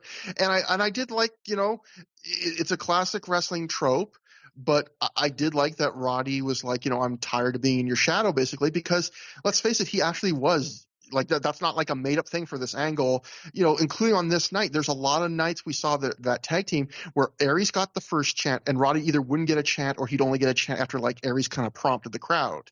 So he was kind of in his shadow. So it is one of those things almost like the Owen Hart thing where like when the guy is a heel and he's complaining like I was in your shadow and it's not fair, there is part of you that's like, well, I do kind of feel some sympathy of that, right? Like you were kind of in his shadow and you are really talented. So we'll go to the Observer. Dave just wrote quickly. The idea is to build the tag team ranks around 3 groups, with Evans and Aries each leading a group. The idea is Aries' group would include people getting their first major push in particular, although likely that would be the case of all the groups. The booking is based on doing lots of tags, trios, and 3-ways, similar to the booking of the Dragon Gate promotion. And I remember that was the thing people used to make fun of, where like, oh, Gabe was, influenced by Dragon Gate, but he should have picked up the style and not just get get carried away with the factions, but like, I don't think it's on the surface there's anything wrong with doing factions in wrestling. I think AEW is mostly factions. A lot of Japanese wrestling is a ton of factions. I think the problem is, as we'll see, indie wrestling where your roster's often very guys come in and out for different reasons and obligations, and you don't have guaranteed contracts. Like, you're playing with fire when you're having a bunch of stables, right? Because those things can change on whims very quickly. True. But it is now intermission. Interviewer Rebecca Bayless is backstage with ROH World Champion Homicide and Julia Smokes. Homicide says the party's never going to end and they're going to be balling tonight. Bayless asks Homicide about wrestling Jimmy Rave tonight, a man who has been on a hot streak, making ROH wrestlers tap out to the heel hook. Smokes calls him a fake-ass Colonel De Beers. And then Rebecca asks Colonel De Beers do the heel hook? Like, I'm trying to figure out what the deal is. I don't even remember. I was like, where? That is a deep pull, I thought, from Smokes. Rebecca asks Homicide how he plans to counter the heel hook, and I think Homicide says he's not worried about no, quote, heel hurt, unquote. Homicide says Jimmy reminds him of a $5 hooker they saw last week. Homicide says he's number one, and Smokes does his thing. Here's my problem with this promo, Matt. Rebecca Bayless brings up Jimmy has beaten a bunch of wrestlers lately. She names them off. She leaves one wrestler out. Homicide. Yeah, I was going to say, that's Homicide. Neither her, nor Homicide, nor Smokes. Nobody mentions that less than 3 months earlier, before Homicide won the world title, Rave beat Homicide clean in a match in Ring of Honor. Like, the whole reason they probably did that result was to set up this match, and no one on this night mentions that. Doesn't Gabe produce the promos? Like, you would think that he, of all people, given his attention to detail, would be like, you got to mention that he beat you already, that's got to come up, and there was no quality control here at all. Yeah, it's weird because, like, Homicide's whole promo, he treats Jimmy like a complete joke. Like, he's not worried about the heel hook. He doesn't reference that this guy just beat me, so I've got to be careful. He treats this guy in the promo like he's a complete jobber that's like a complete afterthought. He's not even worried about him. Yeah, I mean, I just thought, honestly, what a weird promo. A lot of Homicide's presentation as champion hasn't been good. Like, I don't know, is that blasphemy to say? Like, I think he was kind of continuing to prove like he probably wasn't best fit for this role at this point. Yeah, he's still acting like Homicide, yeah. And Homicide is great, but Homicide doesn't really lend itself to, like, the champ, Yeah. So that brings us to the first match back after an intermission. Colt Cabana and Nigel McGuinness defeated the Briscoes, Jay and Mark, in 14:34 when Nigel pinned Jay after he hit a rebound lariat. Brian Alvarez of Figure 4 Weekly wrote, Nigel McGuinness and Colt Cabana beat the Briscoes in a good match. I suspect the former will be tag champs before too long. I have to assume that was a typo because Nigel and Colt won't be around for, I think, I will say they do say on commentary that they plan to team more this year. Yeah. Maybe they would have if Colt had stayed, who knows? They wrestle exactly one more tag match in Ring of Honor this year, and I have to think that's the plan, right? Because why else would you have them beat the Briscoes right before the Briscoes are going to win the tag title soon, if not to do basically what they were in theory doing with Jimmy Rave, which is you beat the people that are about to be the champs right before they become the champs. So when they become the champs, you have a ready-made challenger. So I have to assume they were setting up like Colt and Nigel versus the Briscoes for the titles down the line. Lucky for ROH, they found a replacement the next night. But in this case, I imagine that Colt they probably did not expect Colt to sign with WWE. And so another interesting note too is I found this from an interview recap from a podcast Nigel did called In Your Head Radio at the time. Nigel said before the show, Nigel greets the In Your Head Radio crew, saying he's glad to be there, and he's just resting his shoulder that he separated after doing the Tower of London to his opponent at a show in Texas the past week. So think about that when you watch these matches, is that Nigel separated, like Nigel, this is the era of Nigel where it's like he's getting hurt all the time. Like it just, you feel so bad for the guy. And then I also include these notes because I thought it was funny. Nigel brings up that he's looking to manufacture an energy drink in the future. Nigel briefly mentioned that he has been told that he has the best ass in Ring of Honor, better than Matt Seidel's. He also said that Bryan Danielson has the ugliest feet he has ever seen. This sounds like a great interview. Nigel's a character. Yeah. So I would say about this match, I don't have a ton to say about this match, thankfully, because man, we spent all that time talking about seasonal pay-per-view events, but no, we I felt like Colt and Nigel completely worked the Briscoe style of match here. It's that kind of high medium tempo, go, constant grind, not grime. That's for people at horror conventions with tables. Lots of moves, lots of tags. No real story, even a super pronounced heat segment or hot tag. Like there may be ones you could say were technically minor versions, but nothing that really stands out. It's enjoyable enough, but I would say maybe it's my old age, Matt, but like I would have been way more interested in seeing a tag match between these two teams where the Briscoes tried to work Colt and Nigel style, or at least Colt and Nigel's like old British mat wrestling style, than Colt and Nigel trying to do working the Briscoes kind of pace and style which we see way more of in Ring of Honor. I mean, the crowd enjoys this match, I felt like, but this is a really hot New York crowd, and there are moments in the match where the noise level lowers to like a bunch of murmurs rather than how hot they have been. I did think Colt broke out a couple cool flying moves that you don't often see from him. Like he leaps to the second turnbuckle in the ring, and then he flips over the top turnbuckle to wipe both Briscoes out on the floor. Colt does a fucking flying double stomp from the top turnbuckle to the chest of a standing Mark Briscoe. Like he's not laying, he's standing. I thought that was really cool. That I was like, wow, you don't see that often. So overall, I'd call this like a 3-star good match, but it's a good that's really hard for me to form a ton of thoughts on. It's like a very actiony, forgettable mid-card tag matches. I definitely like this more than you. This was my tag match of the night for sure. I like the theme of the night, which is just like fast-paced action in all the matches. And I thought this match fit that theme. It was just, high action. Not a lot of storytelling, but Colt in particular felt like he was more motivated athletically than usual. Not that he's not athletic, but just like he was working a faster pace. He did that springboard somersault dive from the inside of the ring onto the floor, which you never see Colt Cabana do. So I thought that was pretty cool. I thought that, Nigel's always game for a high paced match. I liked the, some of the spots. There weren't like any real crazy spots that I could be like, wow, they did this. But I liked the spot where they did the attempted double team Tower of London on Mark, but Jay came from behind and just like suplexed Cabana on his head before they hit their neck breaker on Nigel. I liked the simultaneous corner splashes onto both opponents. I thought they were both really cool splashes all the way across the ring. I like the spot where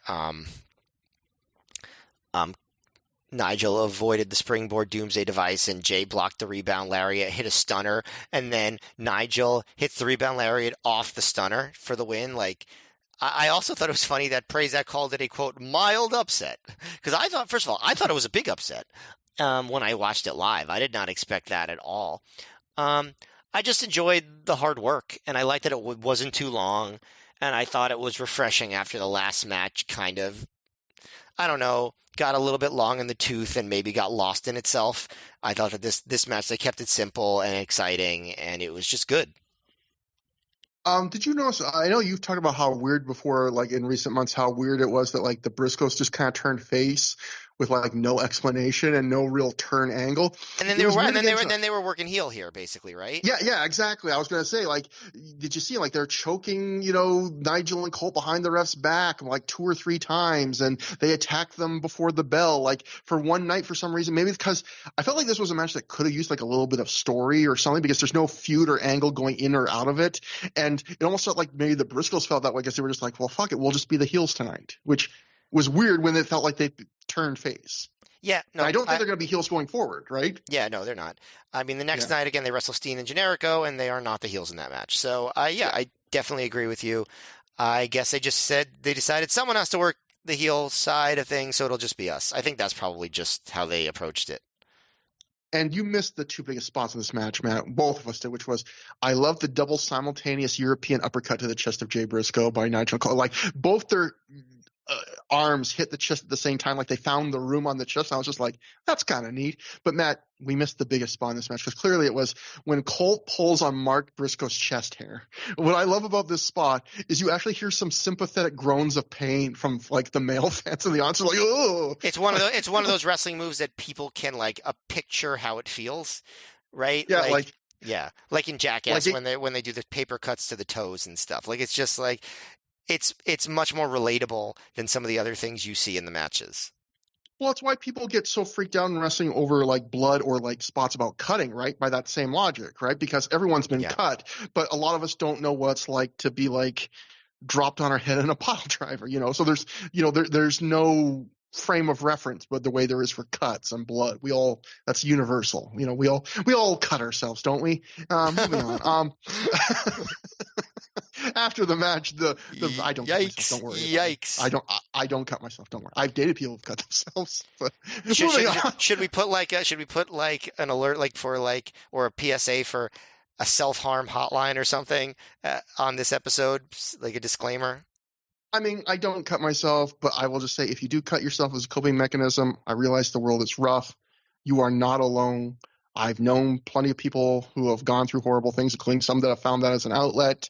There are plenty of good hotlines out there, people who can talk, and there are people where that was a part of their life to cope. It's not what they need to cope now. They've moved on. You can get through it. And now we're going to talk about the Briscoes. Thank you for rescuing that, Trevor. It was much needed. After the match, the Briscoes quickly leave, and Samoa Joe marches to the ring, attacking Nigel. Colt gets in front of Joe to stop it as Nigel goes to the floor. Multiple refs and students hold him back from re-entering the ring, and it's at this point that Takeshi Morishima, with no music, walks to the ring. Joe turns around. They stare at each other for a second. The crowd starts to roar as they realize, oh shit, it's about to happen. Morishima throws a forearm. Joe responds. The bell rings, and here we go. Samoa Joe defeats Takeshi Morishima via referee stoppage in 18 minutes, 6 seconds, when Morishima's arm fell 3 times while in the rear naked choke. So before we talk about this match, man, I think we should talk a bit about Morishima, because this is his debut. He's going to be a huge part of Ring of Honor in 2007, and some people might not know a ton. So I kind of tried to think about how to explain Morishima. So this is Morishima's in-ring debut for ROH, although he had appeared on a show the year before to do an angle to set up this match. So to give you some idea of who Morishima was and where he was in his career at this point, I think a lot of people at this point were hoping that Morishima was going to end up as the heavyweight savior of Pro Wrestling Noah in Japan, which was a problem that promotion spent years trying to solve, just trying to build a new ace of the promotion who could take over as the drawing card heavyweight from the aging and health problem riddled, Misawa and Kobashi. And no one never really found a full satisfactory answer to that question, even though they tried pushing a lot of really talented guys in that role, whether it was Jun Akiyama or Takeshi Rikio or Go Shiozaki or Sugiura or even Kenta Marufuji as juniors. They tried to push up the card at one point, Marufuji was the heavyweight champion the year before this for a short time. And Morishima wouldn't end up being the answer either. He'd end up being part of that list. But at this time in the timeline, I feel like he was the next guy up, where it was like he was Noah's next hope. Like, this guy, maybe he can be the guy that can step and fill those big shoes. And if you've ever seen Morishima, the first thing that's going to stand out to you, I think, one of his key attributes is his size. I think he was billed at 6'3", 290 pounds. Who knows what his real stats were or weren't, but the point is he was a large man. Like, and I mean that literally. Like, there are people in wrestling I would describe as tall men or fat men or jacked up men. Morishima is one of those people I would just describe as large. Like, he's tall, but he's not 7 feet or anything. He's overweight, and he has a soft body with a belly, but he doesn't have that super round, middle-heavy Jerry Blackwell, Yokozuna body type.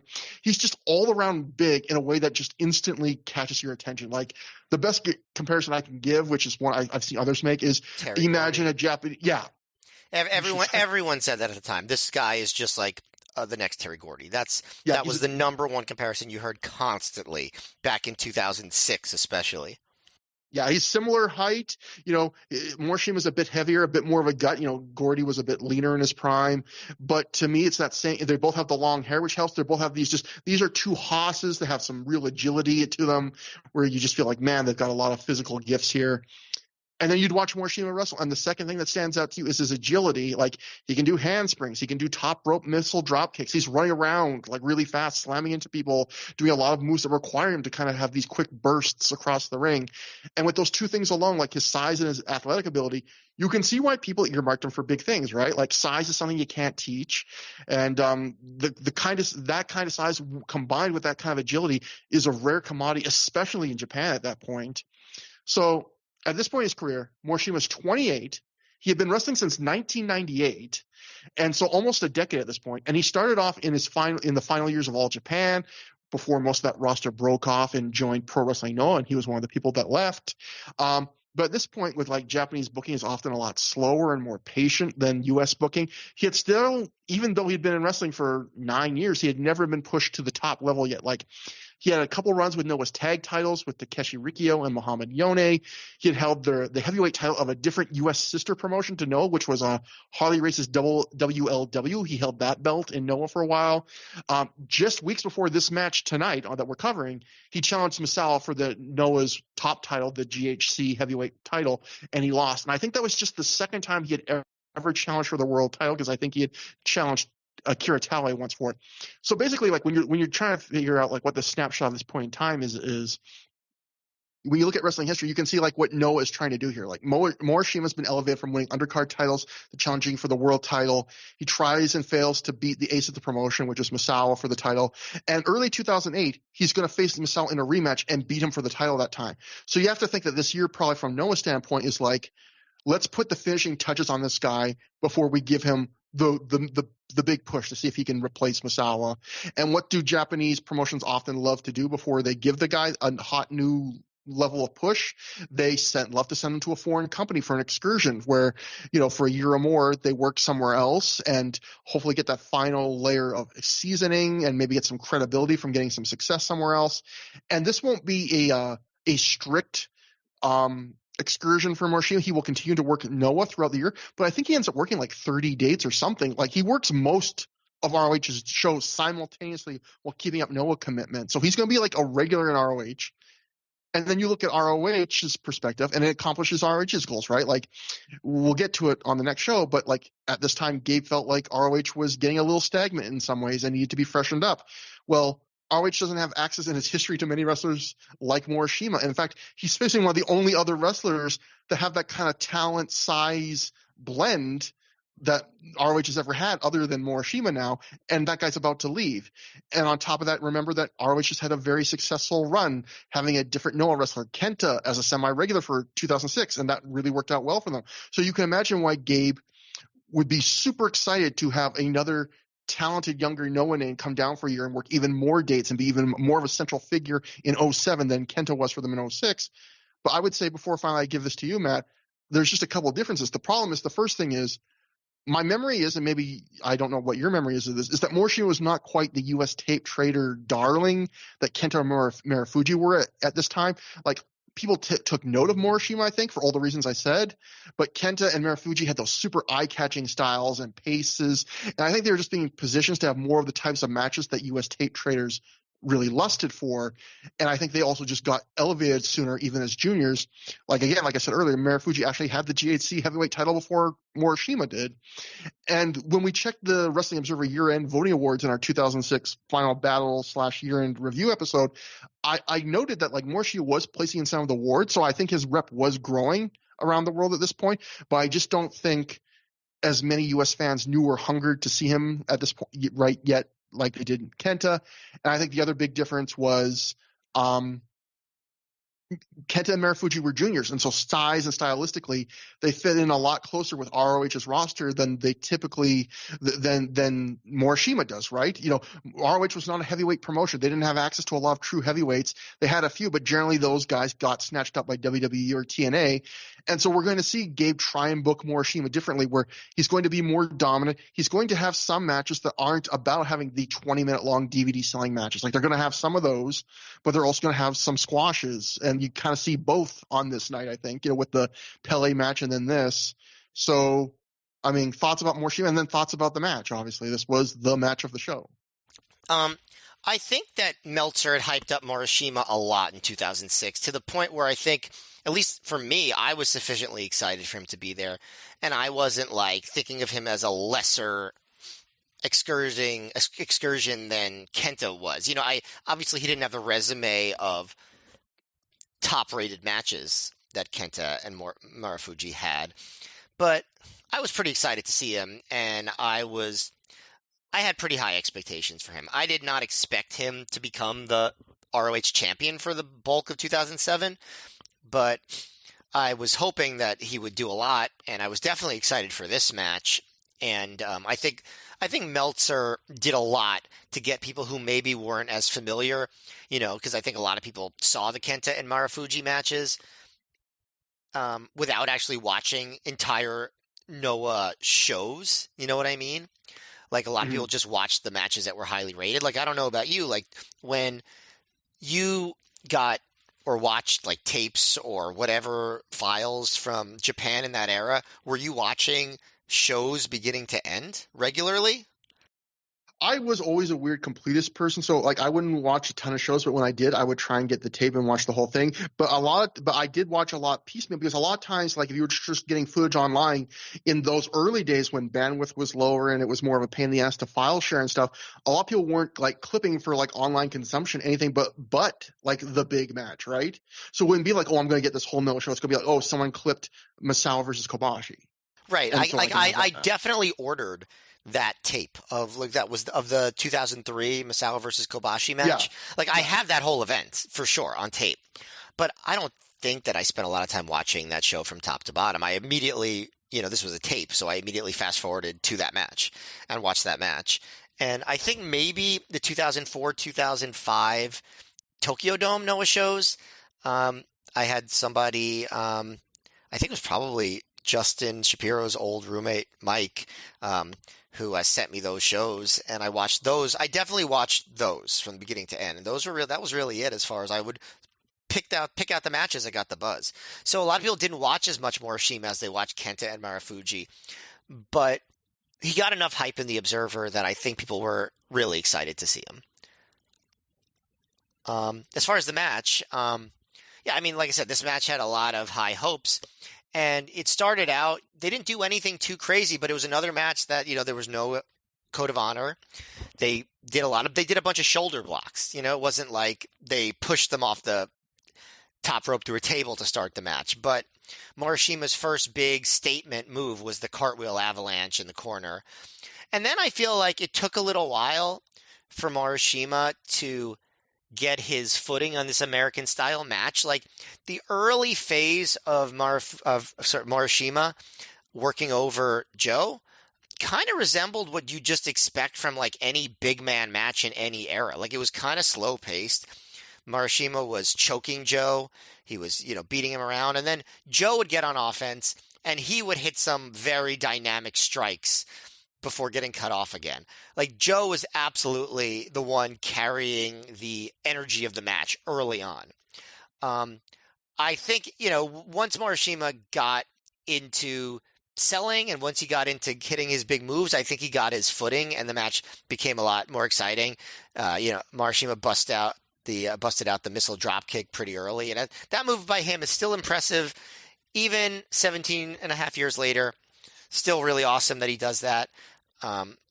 Joe, started doing some of his greatest hits, the face wash, the big boot, and the senton. At that point, Joe starts elbowing Morishima in the nose, and you could see blood trickling from Morishima's nose. So I don't know if they were like an intentional hard way busting of the nose there, because Joe was clearly elbowing him in the nose, and I don't know if that was it was probably from the boot in the corner actually, and probably Joe's elbowing was just because he saw it, and that makes sense. So Joe was like definitely doing more of the fast-paced stuff, and he was really motivated. Every kick that he gave was like very loud. The elbow suicida had a lot of energy to it. Morishima's face got pretty bloody because Joe just kept going back to the bloody nose. The two ole kicks got a big reaction. Morishima then came back with the two big rolling butt splashes, which also got nice reactions. They just go back and forth at that point. Joe ducks a blow from Morishima, hits a very loud enziguri, hit a Death Valley driver, which was really impressive. Morishima was going for another missile drop kick, and then Joe stopped him with a slap, and he goes for a superplex, but Morishima blocks it. So Joe does a leaping kick and then does the muscle buster, which I think is the coolest spot in the match, doing the muscle buster to Morishima. And there was a pretty big pop when Morishima kicked out. Then they do more big man spots. They trade shoulder blocks. Joe hits a super kick. Morishima brushes it off and levels Joe with a clothesline. Crowd goes crazy. Morishima hits a Thez press. And because of his black trunks, he does look like a giant Steve Austin when he does that. It's like Steve Austin blown up in a video game or something. And with a big mop of hair for some reason. But there's a really cool spot where Morishima blocked the backdrop driver. Joe blocked the backdrop driver, so Morishima just Uranagis him right on his head and then hits the backdrop driver, and Joe kicks out of that. Kind of interesting to have someone kick out of Morishima's finish in his very first match in the promotion, but I guess, it's Samoa Joe. Morishima hit a lariat to the back, and then Joe ducks one to the front. Hits a half Nelson suplex, which is not a move you see Joe bust out very often. We've seen him hit tiger suplexes before. Dragon suplex. That's the full Nelson suplex. But I don't remember seeing him hit a half Nelson suplex before this. Do you? Not off the top of my head. That's he's breaking out the deep stuff here. Yeah, that's a Kobashi tribute move, I think. And then Joe gets the choke on. Morishima drops down. Joe puts it right back on. Morishima fights out. Joe locks it on again and drops back with his legs around Morishima, and his arm drops 3 times. And Joe got what at the time to me was a very surprising win. I was surprised at the time, even though I guess I shouldn't have been, what with the whole TNA thing at all. But, I think in retrospect, it is a little strange because Morishima's about to get the push of a lifetime on ROH, and he loses completely clean to Joe here. And I guess the idea was, if you read Meltzer, that Morishima was going to get his win back at some point, and obviously politics got in the way of that. And ultimately, it didn't matter. Right? It was fine. No one was like, oh, that Morishima, he can't be champion. He lost to Samoa Joe. It didn't really matter. It was fine. I thought that the match was slower than I expected at the beginning, but it got really intense at the end. And I think, like you mentioned, this was total A+ Joe here. He was super motivated. He was the one carrying a lot of the match early before Morishima sort of got his sea legs under him. I think Morishima came on strong near the end, and I think it turned into a legitimately great match. That much to Trevor's chagrin, would have had modern audiences chanting "meat" the whole time, but they didn't chant that. They chanted for the wrestlers, and the heat grew as the match went on, and people bought both guys as having a chance to win. And Joe seemed very emotional, especially after the match, and I thought it worked out great. I thought it ended up being a great match. Not like an all-time classic, but a legitimately great match. Yeah, I think we're pretty similar there on the final rating because, I would say first things first. Is this on the level of Joe versus Kobashi? No, and that's an incredibly unfair comparison. It doesn't come close to one of the most special matches in ROH history. But is this match great? In wrestling history, Trevor? Yeah, but is this match great? I would say, it's I would probably give 4 to 4, maybe 4.25 stars. It's not an all-time classic, but it's a great match. I just feel like I want to get that out of the way because I feel like sometimes people think you might think, oh, Joe versus Big Noah heavyweight. You're instantly going to think Joe Kobashi. This isn't Joe versus Kobashi, but that doesn't mean it's not great. The first thing that's really interesting about the match for me is the opening. Morishima dominates Joe for, I would say, the first 5 minutes. And that's a real novelty to see Joe get dominated that long for that early in a match. But let me ask you, do you see what I mean where that very early Morishima work is not that special? It's just 2 big guys choking each other. You know what I mean? Just the very, very early parts. Well, I kind of come to a similar conclusion to you from a different direction because what I would say is, and we'll get to this way down the line this year and through the years where we talk about the famous first Bryan Danielson Morishima match, and Bryan talks about in his book he mentions how Morishima is a super talent, but sometimes, especially with the smaller guys, he worked too light. He was almost scared of hurting them, and how Bryan has to pull that out of him famously. I feel like if you watch this match, you kind of see Morishima almost like I sometimes compare wrestlers to like dialing in radio stations. Like this match for me, Morishima is kind of like sometimes in the match he's dialed right in, sometimes he's kind of fuzzy, and sometimes he's close but not quite. Like in terms of intensity, and I just feel like so what you were saying, like kind of like just not sure what to do. I almost felt like there were different points in the match where maybe he wasn't for a beat or two, he wasn't quite intense enough, and then something would happen or he would react to Joe somehow, and then he'd be in it. So I don't know if it's quite exactly what you saw, but I kind of got the similar vibe of there's just something where he's not quite in sync in little moments what the tone should be. I felt like he just had to like grow into the match. Like just at the beginning, there was just like a tentativeness or like, I don't know, maybe a lack of confidence. And Joe was like, no, this is what we do. Like, like that's sort of how I felt about it.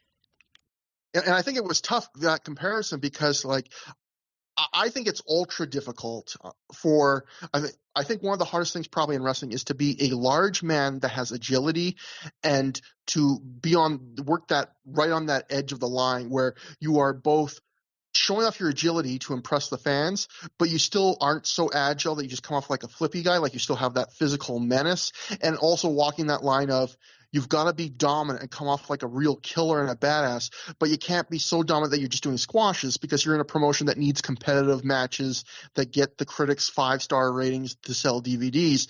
And I think sometimes with Morishima, the aggression to agility, he sometimes has a little bit of trouble dialing it in. And likewise, I think the booking sometimes may have had a hard time dialing in the competitiveness to squashes. And the problem in this match is he's facing one of the wrestlers I think best all time at straddling those lines. Like you want to talk about a wrestler who is incredible at straddling the lines of being dominant but having competitive matches and being agile but also still seeing like a physical killer. Samoa Joe's one of the best I think that's ever done it. Yes. And so, I think that's one thing that emphasizes a little of what we're feeling from Morishima is when Morishima's on offense, sometimes it feels great in this match, and sometimes you feel like a little something's missing. Every time Joe's on offense, it feels like he's doing exactly the thing and the tone he needs to hit. Like he's not hitting a wrong note tonight. And so it's just that comparison of, like you could be Joe, you're not Joe right now. So yeah, it was interesting to see Morishima dominate the first 5 minutes. Joe then eventually does get control, and then he'll dominate for stretches too. And this is a match where some of those momentum swings, they last a little while at points, which I like. It's not always my move, your move. I like that. The second interesting thing I thought is just how this match serves as an introduction to Morishima to Ring of Honor fans, because he uncorks a lot of those flashiest, most athletic offensive moves I mentioned earlier and that you mentioned during the recap, like, the handspring into the avalanche in the corner, the top rope missile dropkick, the running, leaping attacks like the big butt. And you can tell by the reactions of the crowd, I don't know if you felt this way, that a good chunk of those fans had not seen Morishima wrestle before, because you can kind of hear their minds getting blown, like, as these spots happen. Maybe I'm reading too much into it, but some of those pops for those moves kind of sound like, oh shit, we didn't know you could do that. Like, you can do that? No, for sure. For sure. That's why I think Morishima did the cartwheel at the beginning, because he was just like a statement move. Like, just so you know, this is who I am. Yeah. The third interesting thing to me was how Joe works this match, because he works it like like you mentioned, he works this like it's an important match, like it's one of his final matches in Ring of Honor. He's getting Uranagi suplexed. He's throwing big moves to Morishima regardless of his size, like you mentioned, like doing the Death Valley Driver, the half Nelson suplex, the Muscle Buster. He's taking a beating at certain points. And we talked about this earlier. There were points in 2006 where it felt like Joe was kind of on autopilot, giving B or B plus. And it felt that way probably in part because it didn't feel like he had a lot left to do in Ring of Honor. He wasn't really being challenged on a lot of nights. Like he wasn't even, some nights didn't even feel like he was being booked in a position where like he was being asked to do a ton. And it was just really refreshing on this show to see him back in a Ring of Honor match where it does feel like he's being challenged. He has a fresh opponent. It feels high stakes. It has a great atmosphere. And for once, it feels like Joe has something to prove almost again. It's this hot prospect that's getting some buzz, and he has to prove he's still the man for one more night. And you get that different Joe again. But yeah, if there's one thing I thought was missing a little bit in the match was I would want even a little more hate. Because I think the hate and the brutality would have been the difference between this being like a 4.25 star match and that 5 or 4 3/4 star matches. Because we're going to see later in the year when Morishima faces a guy that does bring that hate and that mean streak out of him, Bryan Danielson, we do get a match that good, right? At least my memory is that it was that yes, good. yeah, I agree. And Bryan Danielson gets the living shit beat out of him. But we benefit if he doesn't benefit. But yeah, overall, I thought this was great.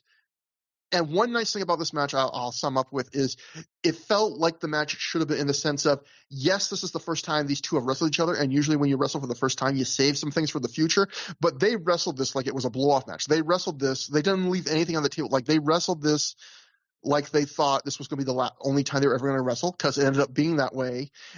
They didn't save anything moves-wise or otherwise. They kicked out of each other's finishers. This felt like a blow-off match, which I think is good. It felt like we're putting everything on the table here. I guess now we should talk a bit about that booking, which you touched on a bit. This is the first match in Joe's farewell tour for Ring of Honor, and I've referenced many times on the show how Gabe subscribes to the Paul Heyman school of booking a talent on his way out, which is you don't job a guy out and have him lose a lot of matches on the way out. You actually keep booking him strong, and you build to one single loss on the way out that has more meaning, because you didn't just cheapen the specialness of a person losing by having him do a lot of jobs around the end.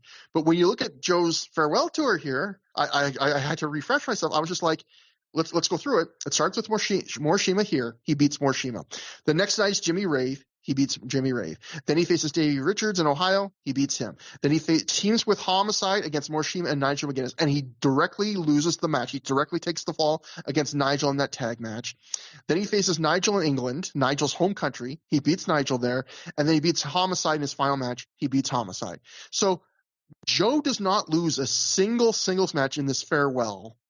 He beats a lot of top names from Ring of Honor. The only loss he takes is in a tag match. I wonder if that was like a TNA thing. You can lose a tag match, and then Joe's like, "All right, but I'm going to take the fall," which maybe he wasn't supposed to. I'm glad you said, because I was going to ask you, I don't know this for a fact. I don't have any inside news, but I have to think that TNA told Gabe he couldn't have Joe lose a singles match, at least to a non-TNA talent. We just did see him lose to Homicide the show before, but Homicide was also a TNA talent at this time. Because I just can't see Gabe having Joe for this stretch run of shows and Gabe not saying, I want to put this guy over at least one guy if that's allowed. Yeah, sure. The tag match, like you just said, I feels like that was probably, again, I have no inside knowledge, but that feels like probably that was the biggest concession Gabe was ever able to get. He can't beat, probably if Gabe had it his way, Nigel would have beat him in England. If he can't get that, well, can I have him beat him in a tag match and then Joe beats him the next show? Okay, you can have that. I wouldn't be shocked at all if that's what happened. Yeah. So here's the question I would ask you, which is, I think I would have done things, if things are the way I'm assuming there, would you have done things the way Gabe did? In other words, you only have Joe for 6 more shows. Joe can't lose.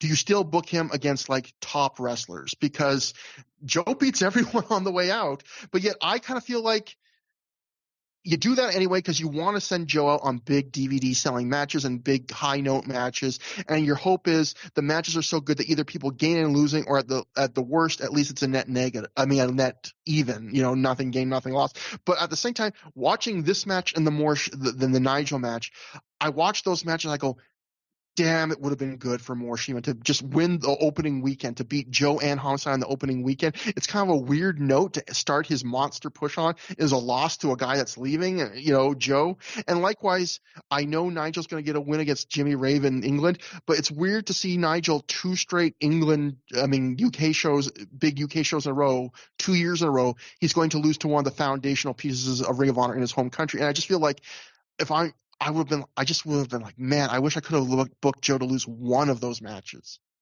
Yeah, I agree, but in the end, I try to remind myself, it doesn't matter that much in ROH. The quality of the match is what matters.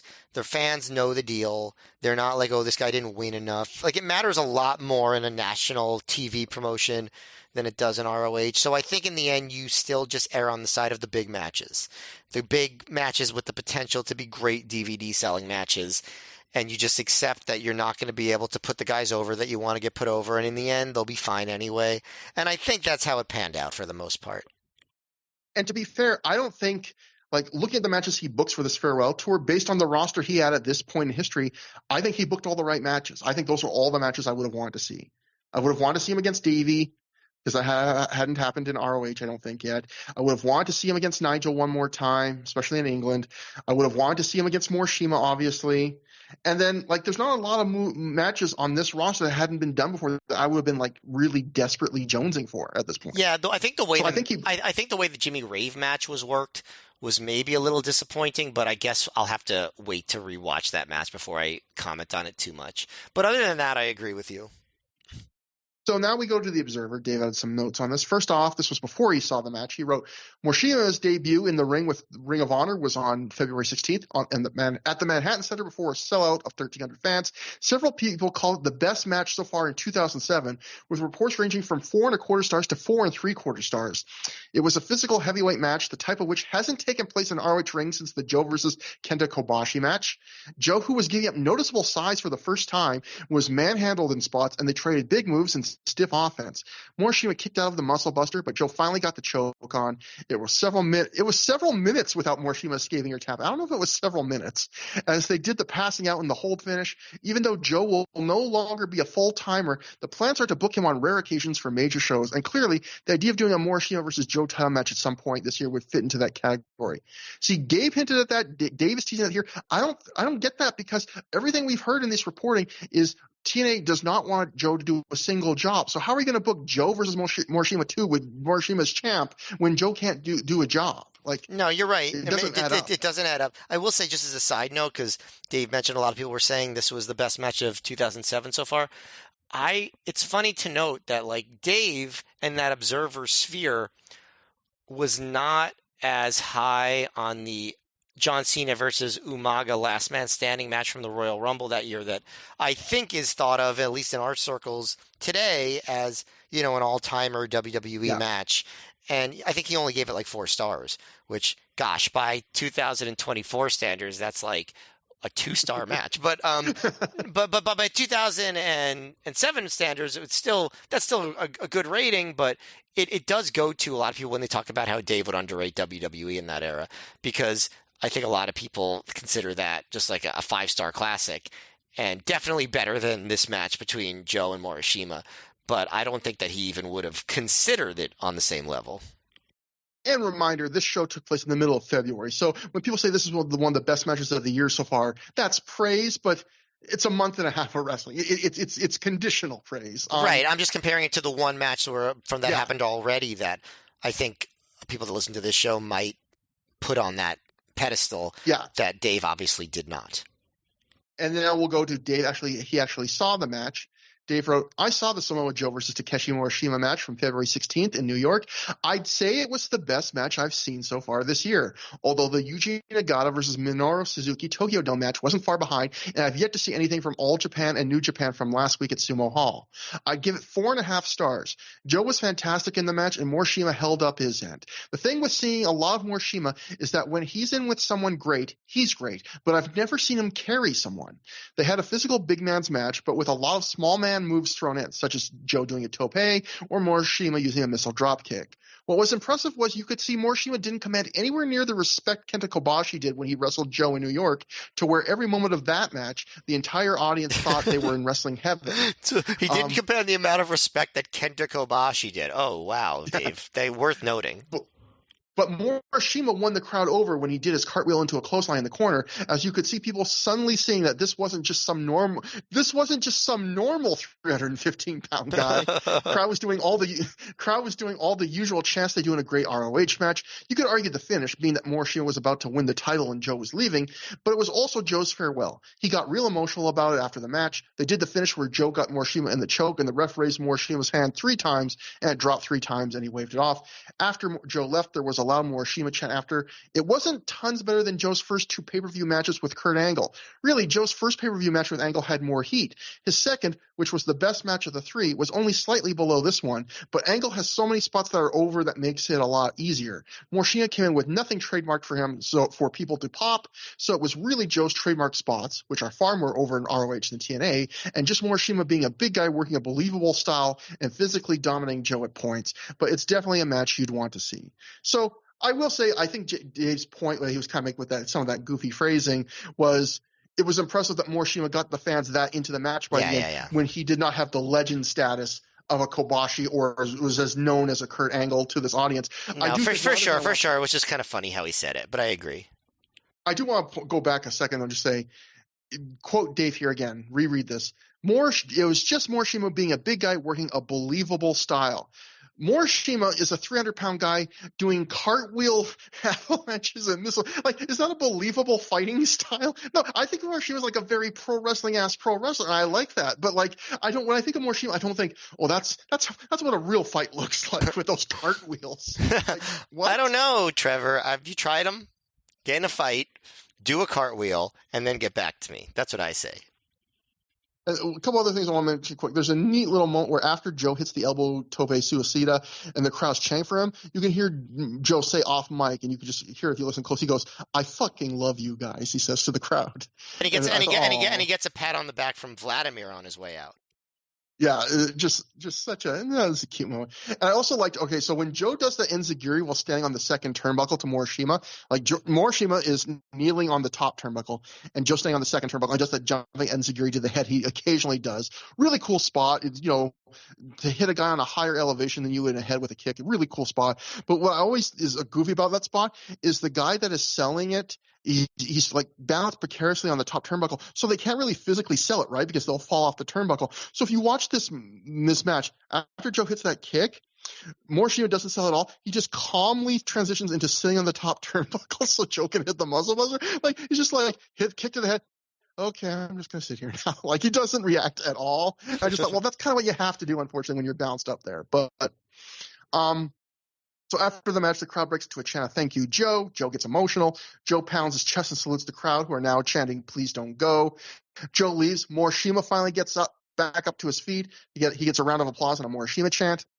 We then get a special video package titled "Fifth Year Festival Feuds of the Year," and we get clips of a million feuds. Nigel versus Jimmy Rave, Nigel versus Danielson, Kenta versus Danielson, Danielson versus Homicide, Homicide versus Colt Cabana, Jimmy Jacobs and Colt Cabana, Jimmy versus BJ Whitmer, CCW versus ROH, Steve Corino versus Homicide, the Briscoes versus Homicide and Joe, Aries and Strong versus the Briscoes, Matt Sydal versus Aries and Strong, Danielson versus Samoa Joe, and all ends with a to be continued graphic. Yeah. This was basically the video equivalent of Gabe's quote earlier where he named I realize when they call it Feuds of the Year, they don't mean best feuds of the year. They just mean the feuds that happened this year.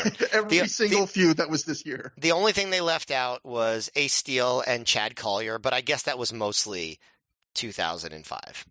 Yeah, Grandmothers and Homicide. But that brings that was the main event. That was 2007, but yes. Ring of Honor World Title match. Homicide, scored to the ring by Julie Smokes, successfully defended the title, defeating Jimmy Rave via pinfall in 18 minutes, 52 seconds after he hit the cop killer. Dave wrote in The Observer that based on live results, they did okay, but couldn't get the crowd up that hot after Joe versus Morishima. So I'm going to be interested in what your take on this match is, because I'll say this. On paper, I know people were a little bit disappointed by this match being booked, because at the time, New York felt like ROH's biggest and most important market. It's a main event world title match. It's having to follow a big time match in Joe versus Morishima. And in some ways, there should be more momentum for Rave here, because he's in the middle of one of the strongest pushes of his career, where he's tapping everyone out with his heel hook. He just beat Homicide clean months earlier in a match that ROH seems to have forgotten on this night. But these two have no feud at all between that match and this one. And while I am personally a fan of Jimmy Rave, according to Jimmy himself, there was a staff member in Ring of Honor who once told him to his face, you don't have the DVD selling matches. And well, I don't completely disagree with that. I think part of that was by Rave's design to be a different kind of heel that kind of pared back some of what he did. But part of that also was, when it came to that kind of style, Rave wasn't on the absolute top tier of workers when it came to having those state-of-the-art, work-rate, DVD-selling main events. And yet, I think some people, especially if you only saw select parts of Jimmy's career, don't realize he could do that style of match, maybe not at an elite level, at a pretty damn high level. And I think that's what you see here. I would call this a very good match, maybe a high, very good match. It's not 4 stars to me, but it's not far from it. And from the first few minutes on, you can tell this isn't going to be like most heel Jimmy Rave matches. Like, he jumps Homicide after the ring introductions, but before the bell. And from there, he's cutting a pace you rarely see Jimmy Rave cut. Like, the fight feels to the outside multiple times early. He does something you almost never see from him when he does a dive from the top turnbuckle to the floor. And he doesn't get much of Homicide at all, so Lenny calls it a glancing blow on commentary. But it's Rave really going for it. And I don't know if this was a Rave decision, a Homicide decision, a Gabe decision, or some combination of the three, but this is like one of the fastest paced singles matches Rave has had in Ring of Honor in years. Other than from the Dusk Till Dawn Tilt-A-Whirl crossface, he's doing almost all his flashiest spots in this match. And apart from a couple minutes in the middle of the match where like Rave works over Homicide's leg to set up the heel hook later, there's no real slow spots in this match. There's none of the Larry Zbyszko-esque early match stalling Rave likes to do a lot. There's not much of him interacting with the crowd or mugging for the crowd to draw in chants. That's all gone. Like, I'd go as far as to say I think Rave outworks Homicide in this match, and Homicide's one of the harder working wrestlers in the promotion. And this is, a big match for Homicide. It's still in this world title run in his home market in the main event. And he has a lot of reasons to work hard. I felt like Rave outworked him in this match. Like, Rave wrestles this like it's one of the biggest matches of his career. I think the pace is the fast pace is really smart because I don't think this crowd was going to be into a slower, more methodical story-based match after everything they've seen in the semi-main event. And well, I don't think the crowd is as loud as this as they were for the semi-main eventer stuff.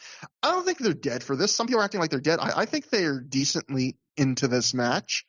And the key spot near the end is Rave Homicide attempts to do a top rope Rana, and Rave blocks it, and he turns it into a Rave Clash, is which he called the Styles Clash, off the second turnbuckle. And I'm split on this spot because on one hand, it's clearly the spot of the match. It produces the near fall that gets the biggest pop. It's just a great moment. It's Rave breaking out a special move he hasn't performed here in a year and a half, which is the kind of thing you should do in your bigger matches, in your bigger markets. On the other hand, Rave hasn't performed in a year and a half because he lost a match to AJ Styles where the stiff was whoever lost the match could never use the Styles Clash in Ring of Honor ever again. And Ring of Honor is generally a promotion that keeps to stiffs. On commentary, Dave Prazak immediately points out after Rave does it that the Styles Clash, he's banned from using it in Ring of Honor, which I don't know if that makes it better or worse to me, because on one hand, I like that Ring of Honor did not just forget it. But on the other hand, now they're kind of pointing out that like he's not allowed to do this, but he just did it with no ramifications. But there are flaws in this match. Like, Rave blades in the middle of the match. It's one of the most unsuccessful blade jobs in Ring of Honor history. Like, there's barely any blood comes from it. And it's very quickly not noticeable.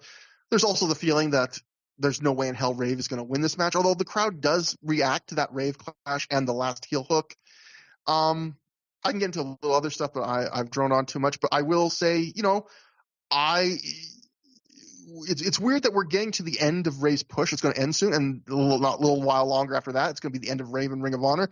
And yet, this feels like this is the match that's kind of proof to Ring of Honor that if you want him to work those kind of matches that are more DVD seller buyer friendly, he could do that if you asked him to. Is it quite 4 stars or higher? That oh my god, you got to buy a DVD for this level? No, I don't think so. But I don't think it's that far from it. But maybe I'm crazy. Like, what do you think? Well, first of all, are you sure that ROH is a promotion that generally sticks to stips? Do you have the proof to say it? Because I don't know if any promotion really is. Like, ROH is a disqualifications of convenience promotion. Right in this very match, you have Julius Smokes attacking Rave in front of the referee, and it's not really treated like anything. And I kind of see the Rave Clash thing the same way. It's like, well, we don't disqualify people when it's not a storyline convenience to do it, and it just fits in with that. But I think with refs, that's more commonplace to ignore refs in all wrestling, even though it sucks. Where like a real stip, like we built a whole feud around blowing it off with this very set in stone stip, and then we kept to it for a year and a half, and then we just ignore it here. I feel like that's a bit more notable. It is definitely notable, but I don't know that it's something that I consider ROH to be above, I guess is what I would say. They're very much a promotion where stips, rules, whatever, it's just when it's convenient for the booking, and that's it.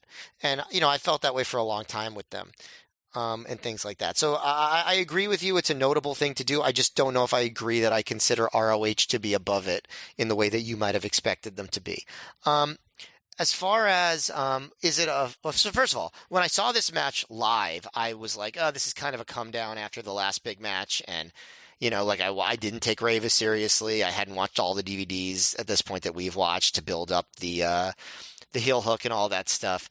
Watching it back now, I liked it way more than I remembered, and I would say it is a great match, and I would say it's above 4 stars, and I would say it's one of the most hidden gem-esque matches that I can think of in a long time in ROH. Like it's a match no one talks about. It's not remembered fondly, and I think anyone who watched it now, almost anyone, would be like, "Oh, this match is a blast." And I consider it the best non-Danielson Homicide singles match in longer than I can remember. Maybe since the Necro Butcher match from Ring of Homicide. Have I not seen a better singles Homicide match that didn't involve Bryan Danielson?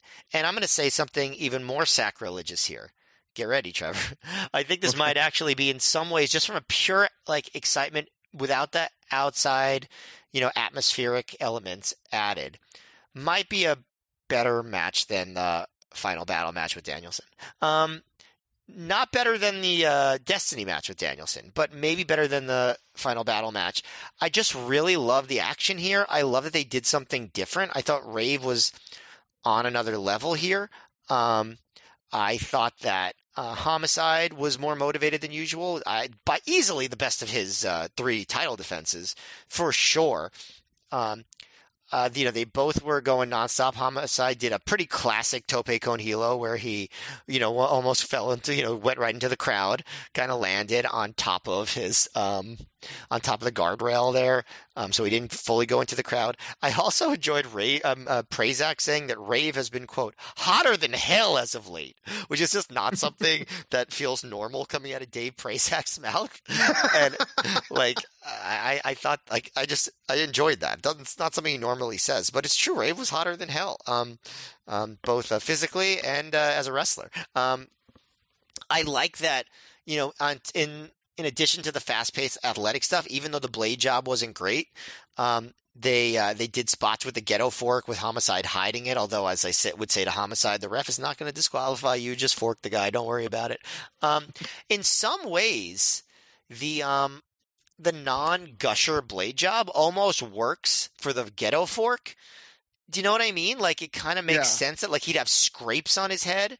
But you just want to see 4 little dots from the tines because you're a freak. No. You're frothing in the mouth, as we've established. Yeah, but yeah, it wouldn't be technically if you're cutting from a fork. Yeah, it wouldn't be one long cut. Yeah. So I don't know. So it kind of maybe it wasn't what they wanted, but it kind of works for what they're doing here.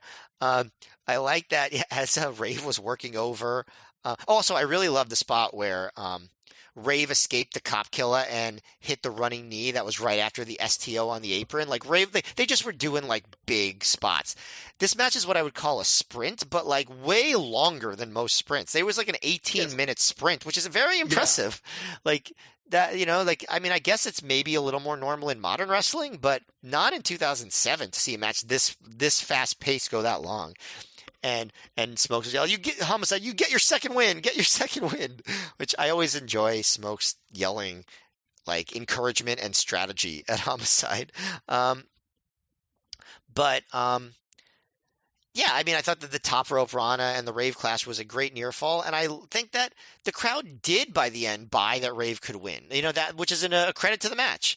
The last heel hook got a big pop, and I think the final heel hook was I'm trying to think. Oh yeah, so it was after Rave kicked out of the lariat and blocked the cop killer. That last heel hook got a very big pop, and that's when Rave pulled Homicide back into the center, and Homicide kicked off and hit the cop killer, which was a great finish, great fast-paced finish to a great fast-paced match. I was extremely impressed by this match. I would say absolute hidden gem. Yeah, and couple other really neat notes from the match. I really like Rave normally does that STO on the ring apron, right? Where it's a common spot for him where he's staying on the apron with his opponent and he's standing closer to the crowd than his opponent. So he just kind of drops off the apron as he does the STO and just lands on his feet on the floor.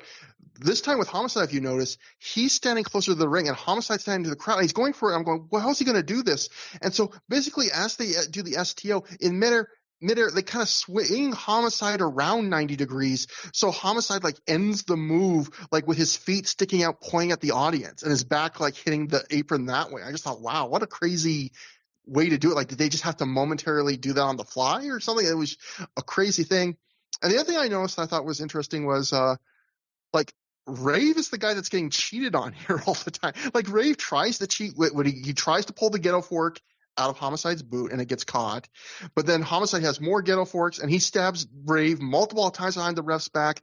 At one point, like Smokes chops Rave out on the floor while he's on the barricade. And then late in the match when he's got the heel hook on, doesn't Smokes hops up on the ring apron, you know?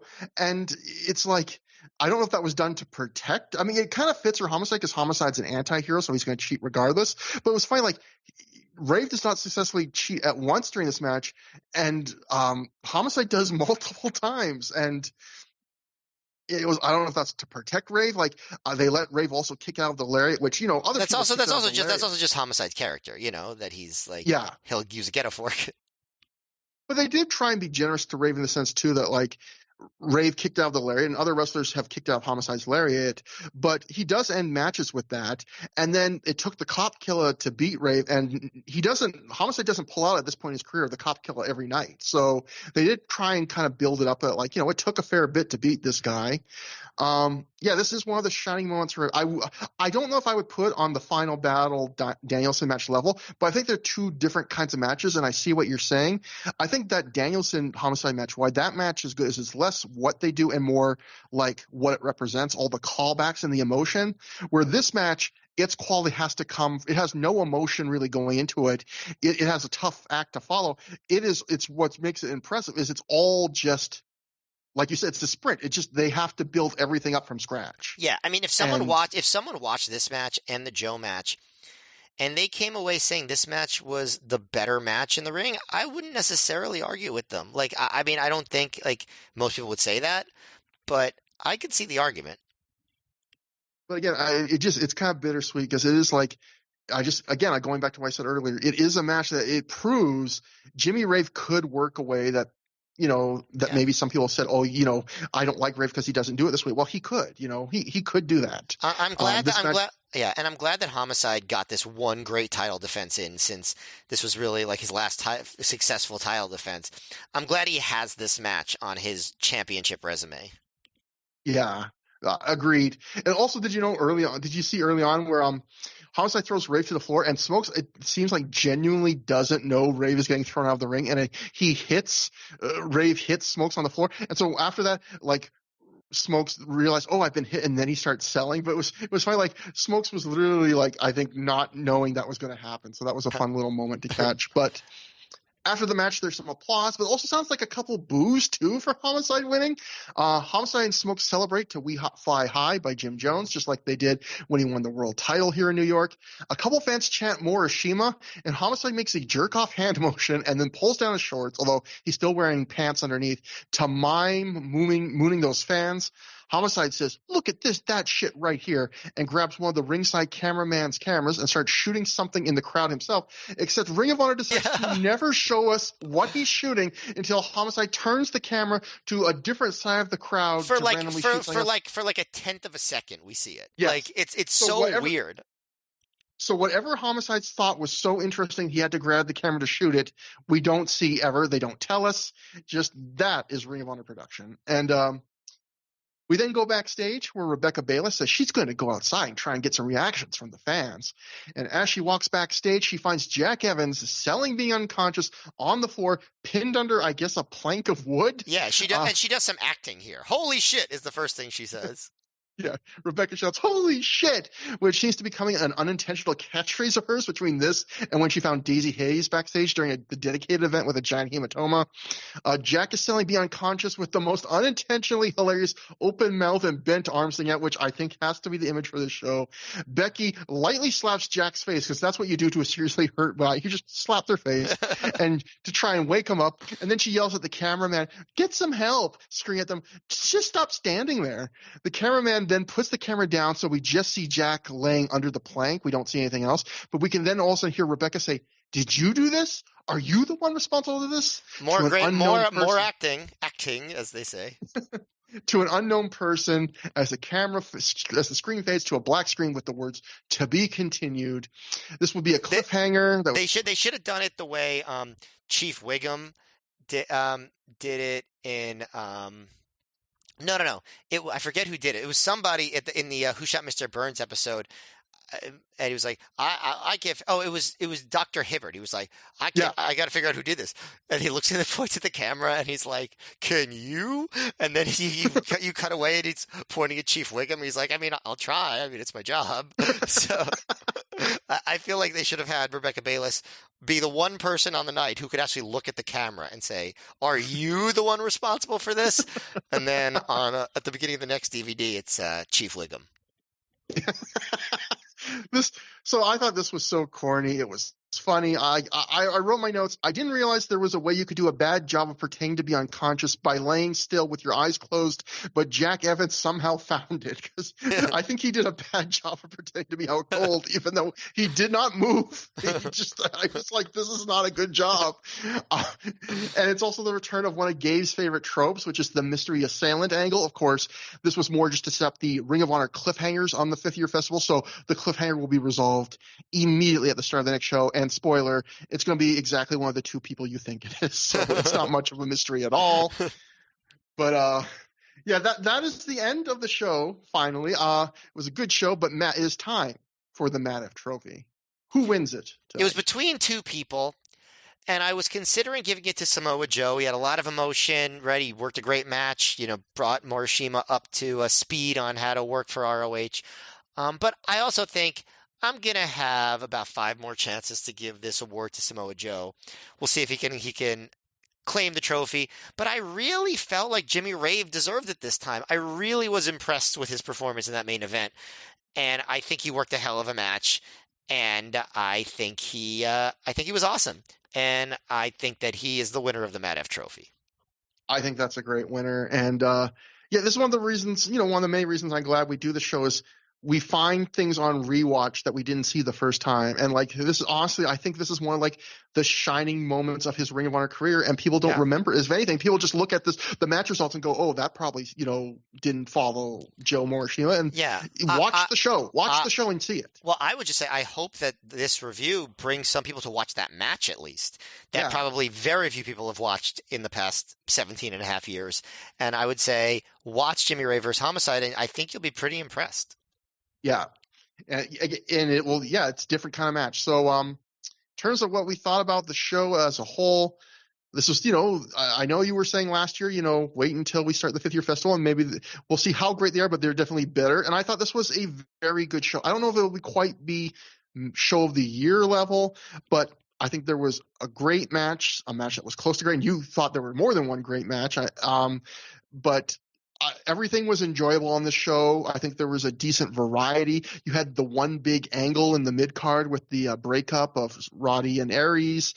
It just the crowd, as always in New York at this point, was really good. Had a really good atmosphere. Was loud and lively. I mean, other than the women's match being such a train wreck in so many ways, there isn't much to really criticize on the show, I would say.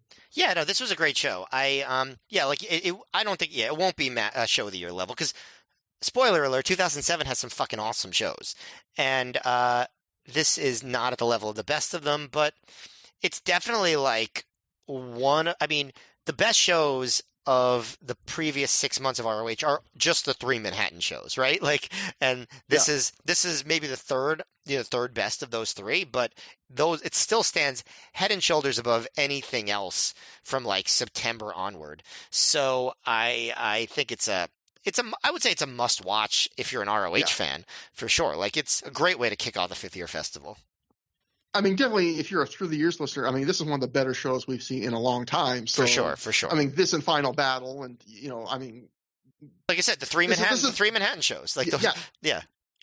This is hopefully, we're out of the lean years. We're in the feisty fall of 2024. But yeah. So that brings us to plugs, as always, throughtheyears@gmail.com. THROH for through. If you want to write us an email, Matt uploads the shows to YouTube. If for some weird reason you want to do it on YouTube, and we do occasionally get a YouTube comment there, and we see them. We get emails. I love YouTube podcasts. Shut up, Trevor. Our Twitters at Trevor Game and at Mayor MGF, as always. And Matt is now the official mayor of New York, as due to some recent news. So it is now a literal Twitter handle for the man. Next time on the show, the 5th year festival rolls on to a show that might be in some ways more significant than this one. 5th year festival, Philadelphia, the second half of this double shot. Morishima versus Homicide in a world title match where, yes, we've already spoiled what's going to happen there. Samoa Joe continues his farewell tour against Jimmy Rave in a match that has some pretty unfortunate, significant ramifications for Jimmy Rave, I believe. It's a match where something pretty bad happens to him. And in maybe the most significant match, Through the Years finally welcomes back, and we will have them around for most of the rest of this run after they take a quick, brief time away. But starting with the next show, Kevin Steen, or should I say Kevin Stein, and El Generico re-debut in Ring of Honor in a match that turns out to be, in some ways, and we'll explain it next time, one of the more consequential matches of their careers against the Briscoe brothers. And there's a lot to cover on that. It's going to be really interesting. I've been looking forward to that one for a long time. So that's going to be the show. It's going to be a fun one, just like this one was. Maybe next time we won't talk so much about the seasonal pay-per-views, but you know what? You can't predict it. Next time we might talk about December to December. You don't know. So let's talk about it right now. No, just kidding. Just kidding. 15 minutes. Okay. So until then, you can find out. But until then, have a good time. Have a great time.